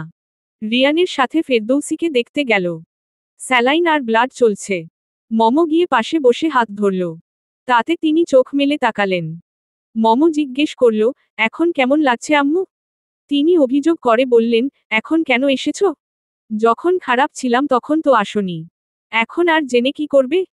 মম রাগ ভাঙানোর চেষ্টা করে বলল, আমি কি করব? তোমার ছেলেই তো আসতে দিল না। জিজ্ঞেস করো। ফেরদৌসী তাও মুখ ফিরিয়ে রাখলেন। মম জিজ্ঞেস করল, আচ্ছা, তোমার ছেলেকে বলো কালকে আমাকে ছুটি দিতে অফিস থেকে। তারপর বলো তুমি কি খাবে। আমি সব রান্না করে খাওয়াবো। তাহলে খুশি তো? ফেরদৌসী ওর দিকে ফিরে একগাদা খাবার লিস্ট ধরিয়ে দিয়ে বললেন, সব রান্না করবে। আমি এসে যদি দেখি একটাও বাদ পড়েছে তাহলে কিন্তু আর কথা বলবো না। মম হেসে বলল, আচ্ছা। দুইজনে কেবিন থেকে বের হতেই মৌমিকে দেখতে পেল। হাতে ওয়ান টাইম ব্যান্ডেজ। ওকে দেখে মম বলল, ঠিক আছিস? সে উপরে নিচে মাথা নাড়ালো। মম রিয়ানকে বলল, এক কাজ করো, তোমরা সবাই চলে যাও। আমি থাকি আজকে আম্মুর কাছে। রিয়ান বাধা দিয়ে বলল, সারারাত জেগে কালকে তুমি আবার রান্না করবে। আমার সমস্যা হবে না। তুমি সবাইকে নিয়ে যাও। মম জোর করে সবাইকে পাঠিয়ে দিয়ে কেবিনে চলে গেল। সারারাত ফেরদৌসীর পাশে কাটিয়ে দিল। সকাল 10টার দিকে রবিন হাসান আর নিকবন এল দেখতে। ফেরদৌসী উঠে বসেছেন। এখন অনেকটা সুস্থ তিনি। স্যালাইন খুলে ফেলেছে। ব্লাড দেওয়া কাল রাতেই শেষ হয়ে গেছে। নিকবন এসে সব চেক আপ করে বলল, এখন আর ভয় নেই। একটু পরেই ডিসচার্জ করে দেবে। ফেরদৌসী মমর দিকে ফিরে বললেন, মনে আছে তো? মম হেসে বলল, মনে আছে আম্মু। চলো আগে বাড়ি। তারপর সব রান্না করে খাওয়াবো। ওরা বাড়িতে আসলেই সবাই ওয়েলকাম জানালো। ফেরদৌসীকে রুমে নিয়ে গেল। মম ফ্রেশ হয়ে রান্নাঘরে আসতে দেখল অর্ধেকের উপর রান্না হয়ে গেছে। বাকিগুলো চলছে। চুলার সামনে মৌনি। ও রান্না করছে। মম গিয়ে বলল, এগুলো কে রান্না করেছে? মৌমি হেসে বলল, আমি। শুনলাম আন্টি নাকি এগুলো খেতে চেয়েছে। তাই ভাবলাম তুই সারারাত ওখানে থেকে আবার এখানে এসে কষ্ট করবি। তাই করে ফেললাম। মম এক মুহূর্ত তাকিয়ে থেকে কিছু না বলে চুপচাপ চলে এল রুমে। দুপুরে খেতে বসে ফেরদৌসী বললেন, এগুলো কে রান্না করেছে? মম করেছে তো মনে হচ্ছে না। মৌমি বলল, আমি আন্টি। সারারাত তো কষ্ট করল ও। আপনার কাছে ছিল। তাই ভাবলাম আমি রান্না করি। ফেরদৌসী মমর দিকে তাকালো। মম চুপচাপ খেয়ে চলছে কোনো দিকে না তাকিয়ে। সবার আগে খেয়ে গিয়ে বিছানায় শুয়ে পড়ল ও। কয়েকজন ডাকতে এলেও সবাইকে বলল, শরীর ভালো লাগছে না। তাই পরে আর কেউ বিরক্ত করতে এল না। সন্ধ্যা নামতেই রিয়ানকে রুমে দেখে খানিকটা অবাক হলো মম। বলল, তুমি এই সময়ে? রিয়ান কোট খুলে এসে ওর পাশে বসে কপালে শরীরে হাত দিয়ে বলল, তোমার নাকি শরীর খারাপ? তাই তাড়াতাড়ি চলে এলাম। মম বলল, তেমন কিছু না। আচ্ছা, মৌমিকে রান্নার কথা কে বলেছে? রিয়ান বলল, গতকালকে আসার পর আমাকে জিজ্ঞেস করেছিল রান্নার কথা। আমরা যে কথা বলছিলাম, তাই জানতে চেয়েছিল। আমি বলেছিলাম। তখন জিজ্ঞেস করলো কি কি রান্না করতে হবে। আমিও বলে দিলাম। কেন? কি হয়েছে? ও সব রান্না করেছে আজ। তাহলে তো ভালোই। তোমার উপর চাপ পড়েনি। মোটেই ভালো না। আম্মু আমার রান্না খেতে চেয়েছিলেন। আমি খাওয়াতে পারিনি। নিশ্চয়ই রাগ করে আছেন অনেক। মমর চোখে পানি। রিয়ান ওকে বুকে টেনে বলল, আরে ধুর পাগলি। মেয়ের উপর মা কখনো রাগ করে? আম্মু রাগ করেনি। মম মুখ গুজে রইল। একটু পর সরে এসে বলল, আমি একটু শুব। তুমি ফ্রেশ হয়ে নাস্তা করে এসো। তুমি যাবে না? আমার ইচ্ছে করছে না। প্লিজ যাও। মম শুয়ে পড়ল। ওকে আর ঘাটালো না রিয়ান। ফ্রেশ হয়ে নিচে চলে এল। নিচে সবাই মৌনির রান্নার প্রশংসা করছে। ঋতু ওকে টেনে সোফায় বসাতে যাচ্ছিল। রিয়ান মানা করে বলল, আমি উপরে চলে যাব নাস্তা নিয়ে। ফুলি আমাকে নাস্তা দে। মৌনি হাত ধরে টানতে টানতে বলল, চলো না জামাইবাবু, একসাথে নাস্তা করব সবাই। রিয়ান খানিকটা গরম হয়ে বলল, তোমার বোন অসুস্থ, তার খবর না নিয়ে তুমি আমাকে নাস্তা করতে টানছ? এতটুকু মায়া নেই বোনের প্রতি? ওর রেগে যাওয়া দেখে মৌনি খানিকটা পিছিয়ে গেল। চোখে পানি চলে এলোর। নাহার বললেন, আহা, মেয়েটাকে বকছিস কেন? তোর জন্যই তো বলল। রিয়ান চুপ করে রইল। রুমের লাইট জ্বলতেই মম বলল, লাইট জ্বালিয়েছ কেন? লাইটটা অফ করো। কারো গলায় মম ডাক শুনে চোখের উপর থেকে হাত সরালো মম। ফেরদৌসী ওর কাছে এসে বসলেন। মম উঠে বসতেই বললেন, আরে উঠছ কেন? তোমার না শরীর খারাপ? না আম্মু, আমি ঠিক আছি। আমি কালকে বাচ্চাদের মতো রাগ করেছিলাম। তাই তুমি কালকে রাতে আমার সাথে ছিলে। এখন আমার জন্য তোমার শরীর খারাপ? না না আম্মু, আমি তো আপনার কথা রাখতে পারিনি। থাক। ভালোই হয়েছে এই শরীর নিয়ে রান্না না করাই। আমিও যে কি করি। মম হঠাৎ বলল, সরি আম্মু। ফেরদৌসী ওর চোখে পানি দেখে মাথায় হাত বুলিয়ে দিলেন। মম জিজ্ঞেস করল, আপনি রাগ করেননি তো আম্মু? তিনি হাত বুলাতে বুলাতে বললেন, আরে না। এই নাও। হা করো তো। নাস্তাটা খেয়ে নাও। মম বলল, আপনি আনতে গেলেন কেন? তিনি হেসে বললেন, মেয়ের মন খারাপ ভাঙাতে। মম হাসল। কয়েকদিন পর মমর অফিস শেষে হাসপাতালে চলে এল। আজকে রিয়ানকে বলে হাফ টাইম করল। একটা রিপোর্ট নেওয়ার আছে। তাই কাজ শেষ হতেই দ্রুত বেরিয়ে পড়ল। রিপোর্টটা খুলতেই মম ফোন খুলে মৌমিকে মেসেজ করে বলল, আজকে আমি আসতে পারবো না। তোর জামাইবাবুকে বলিস তো। মৌমি সাথে সাথে মেসেজ সিন করে বলল, তুমি বলো। মম রিপ্লাই দিল, আমি একটা জায়গায় এসেছি। এখানে নেটওয়ার্ক ভালো না। যে কোনো মুহূর্তে চলে যেতে পারে। বলে দিস। লিখেই ডাটা অফ করে দিল ও। একটা জায়গায় যাওয়া লাগবে ওর। তারপর বাড়িতে ফিরবে ঠিক সময়ে। রিয়ান অফিস থেকে ফিরে ক্লান্ত হয়ে শুয়ে পড়ল বিছানায়। ড্রেসিং টেবিলের সামনে মম বসে মাথা আঁচড়াচ্ছে। চেহারা দেখা যাচ্ছে না। শাড়ি পরে সেজেছে মনে হচ্ছে। রিয়ান টাই ঢিলা করতে করতে বলল, আজকে সেজেছেন যে মহারানী? কি ব্যাপার? মম এসে ওর গলা জড়িয়ে ধরে বলল, কেমন লাগছে আমায়? রিয়ান গলা থেকে হাত ছাড়িয়ে বলল, তুমি? কি? তুমি মমর শাড়ি গয়না পরেছ কেন? আমিই তো মম, রিয়ান। তোমার মম। ও আবার গলা জড়িয়ে ধরতেই রিয়ান সজোরে সরিয়ে বলল, মমকে আমি খুব ভালো করে চিনি মৌনি। ওর ছোঁয়া, প্রতিটা স্পর্শ আমার চেনা। আর ও কখনো আমাকে রিয়ান বলে ডাকে না। মৌমি বলল, আমাদের দুইজনেরই তো একই চেহারা। তাহলে ভালোবাসতে কি অসুবিধে? মৌমি আমার রিয়ানের দিকে হাত বাড়াতেই মম এসে ওর হাত ধরল। মৌমি ওকে দেখে হেসে বলল, মম, তুই আজকে না আসবি না বলেছিলি? তা তো বলেছিলাম, কিন্তু না আসলে এসব কাহিনী তাহলে মিস করতাম। রিয়ান বলল, কোথায় ছিলে তুমি? আর মৌমি তোমার শাড়ি গয়না পরে আছে কেন? মৌমি হেসে বলল, আরে জামাইবাবু আমি তো পরীক্ষা করছিলাম তোমাকে। তুমি আমাদের আলাদা করতে পারো কি না? কেমন অভিনয় করলাম বলো তো? মম বলল, তুমি খুব ভালো অভিনয় জানো ফারিজা। শুনে মৌমি বলল, ফারিজাকে? মম একটা অন্যরকম হাসি দিল ওর দিকে তাকিয়ে। তারপর বলল, আপনারা ভেতরে আসতে পারেন। দুইজন পুলিশ কনস্টেবল এসে ঢুকল রুমে। মম তাদের বলল, ওকে নিয়ে নিচে যান। তারা মৌমিকে টানতে টানতে নিয়ে যেতে লাগল। মৌমি বারবার বলতে লাগল, আমাকে নিয়ে যাচ্ছেন কেন? রিয়ান বাঁচাও। রিয়ান। রিয়ান মমকে জিজ্ঞেস করল, কি হয়েছে মম? পুলিশ কেন? নিচে চলো। সব জানতে পারবে। বসার রুমে সবাই বসে আছে। মৌমি মাথা নিচু করে আছে। দুই হাতে হাতকড়া পরানো। পুলিশ বসে আছে ওর পাশে। সাথে পরিবারের সবাই। রায়হান সাহেব আর খালা খালুও ছুটে এসেছেন মমর ফোন পেয়ে। কেউ কিছু বুঝতে পারছে না কি হয়েছে। নীরবতা ভেঙে মম শুরু করল। সবাই ভাবছে হয়তো কি হয়েছে। আমি কাহিনীটা বলি। কি বলো ফারিজা? ঋতু জিজ্ঞেস করল, কে ফারিজা ভাবি? মম উত্তরে বলল, তোমাদের সামনে যে বসে আছে। আমার নকল বোন। ওর আসল নাম ফারিজা। রিয়ানের এক্সপিএ। গত মাসে কাজ ছেড়ে চলে গিয়েছিল। আমি ভাবছিলাম যে ও তো কাজ ছেড়ে চলে যাওয়ার মেয়ে নয়। হুট করে এমনটা হওয়া মেলাতে পারছিলাম না নিজের হিসাবের সাথে। কিন্তু খুব একটা মাথাও ঘামাইনি। কিন্তু সে যে এত বড় প্লট তৈরি করবে ভাবতে পারিনি। সে কোনো কিছু না ভেবেই কাজ ছেড়ে চলে যায় আমাদের ট্যুরের পর। তার কয়েকদিন পর আমার বাসায় আসে কলিগ পরিচয় দিয়ে। সেখানে মাধুরী খালা থেকে জানতে পারে মৌমির কথা। তারপর এক কথা দুই কথা করে সবটা জেনে নেয় ওর ব্যাপারে। যেহেতু মাধুরী খালা আমাদের ছোটবেলা থেকে আছেন তাই তিনি সরল মনে মৌমির ব্যাপারে সব বলে দেন। ফারিজা মানা করাই মাধুরী খালা এই ব্যাপারে আমাকে কিছুই জানাননি। তারপরই ও ছক কষে নেয়। প্লাস্টিক সার্জারি করে নেয় মুখে ঠিক আমার চেহারা দেখে। মুখের সার্জারি করালে যেহেতু তাড়াতাড়ি সেরে যায় তাই আমার জন্মদিনের 2-3 দিন আগে আমাদের বাসায় গিয়ে ওঠে ও সম্পূর্ণ সুস্থ হয়ে। তারপর জন্মদিনের দিন চলে আসে এখানে। আমিও আবেগ আপ্লুত হয়ে ওকে থাকতে বলে দেই। ব্যাস, ও থাকার সুযোগ পেয়ে গেল এখানে। আমি না বললে হয়তো অন্য কোনোভাবে থাকাটা ম্যানেজ করে নিত। সবার সামনে ভালো আচরণ করলেও ফুলির সাথে সে ঠিকই খারাপ আচরণ করত সবার আড়ালে। সেটা ফুলি আমাকে বলেও। সাথে এটাও বলে যে ও রোজ রাতে আমাদের রুমের সামনে ঘুরঘুর করে। আমিও সেটা দিন খেয়াল করি। এখন বুঝতে পারছি আমার আর রিয়ানের একসাথে থাকাটা ও সহ্য করতে না পেরে এমন করত।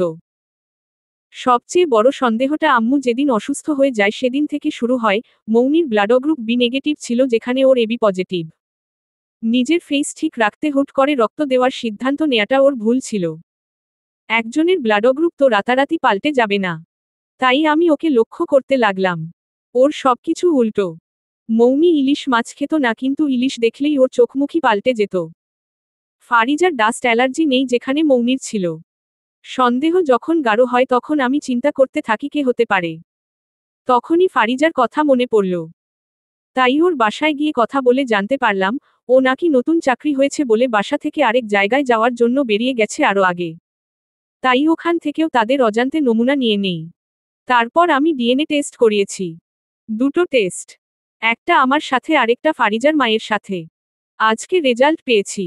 আমার সাথে ওর নেগেটিভ এসেছে যেখানে ওর মায়ের সাথে পজিটিভ এসেছে। এরপর থানা হয়ে আসা। ওর উদ্দেশ্য ছিল আমার মৃত বোনের জায়গায় এসে আমাকে সরিয়ে রিয়ান আর সবাইকে আমার থেকে কেড়ে নেবে। তাই সবার মনে জায়গা করে নিচ্ছিল আস্তে আস্তে। কিন্তু দুঃখের ব্যাপার হলো ও ছোটখাটো জিনিসগুলো খেয়াল না করাই আজ বিপদ করে ফেলল। তোমার কি আর কিছু যোগ করার আছে ফারিজা? ফারিজা মাথা নিচু করে বসেছিল। ওর কথা শুনে রক্তবর্ণ চোখে তাকালো। তারপর বলল, তোর সন্তানও বেঁচে নেই মম। মরে গেছে এতদিনে। মেরে ফেলেছি আমি। ওর কথায় সবাই ভয় পেয়ে গেল।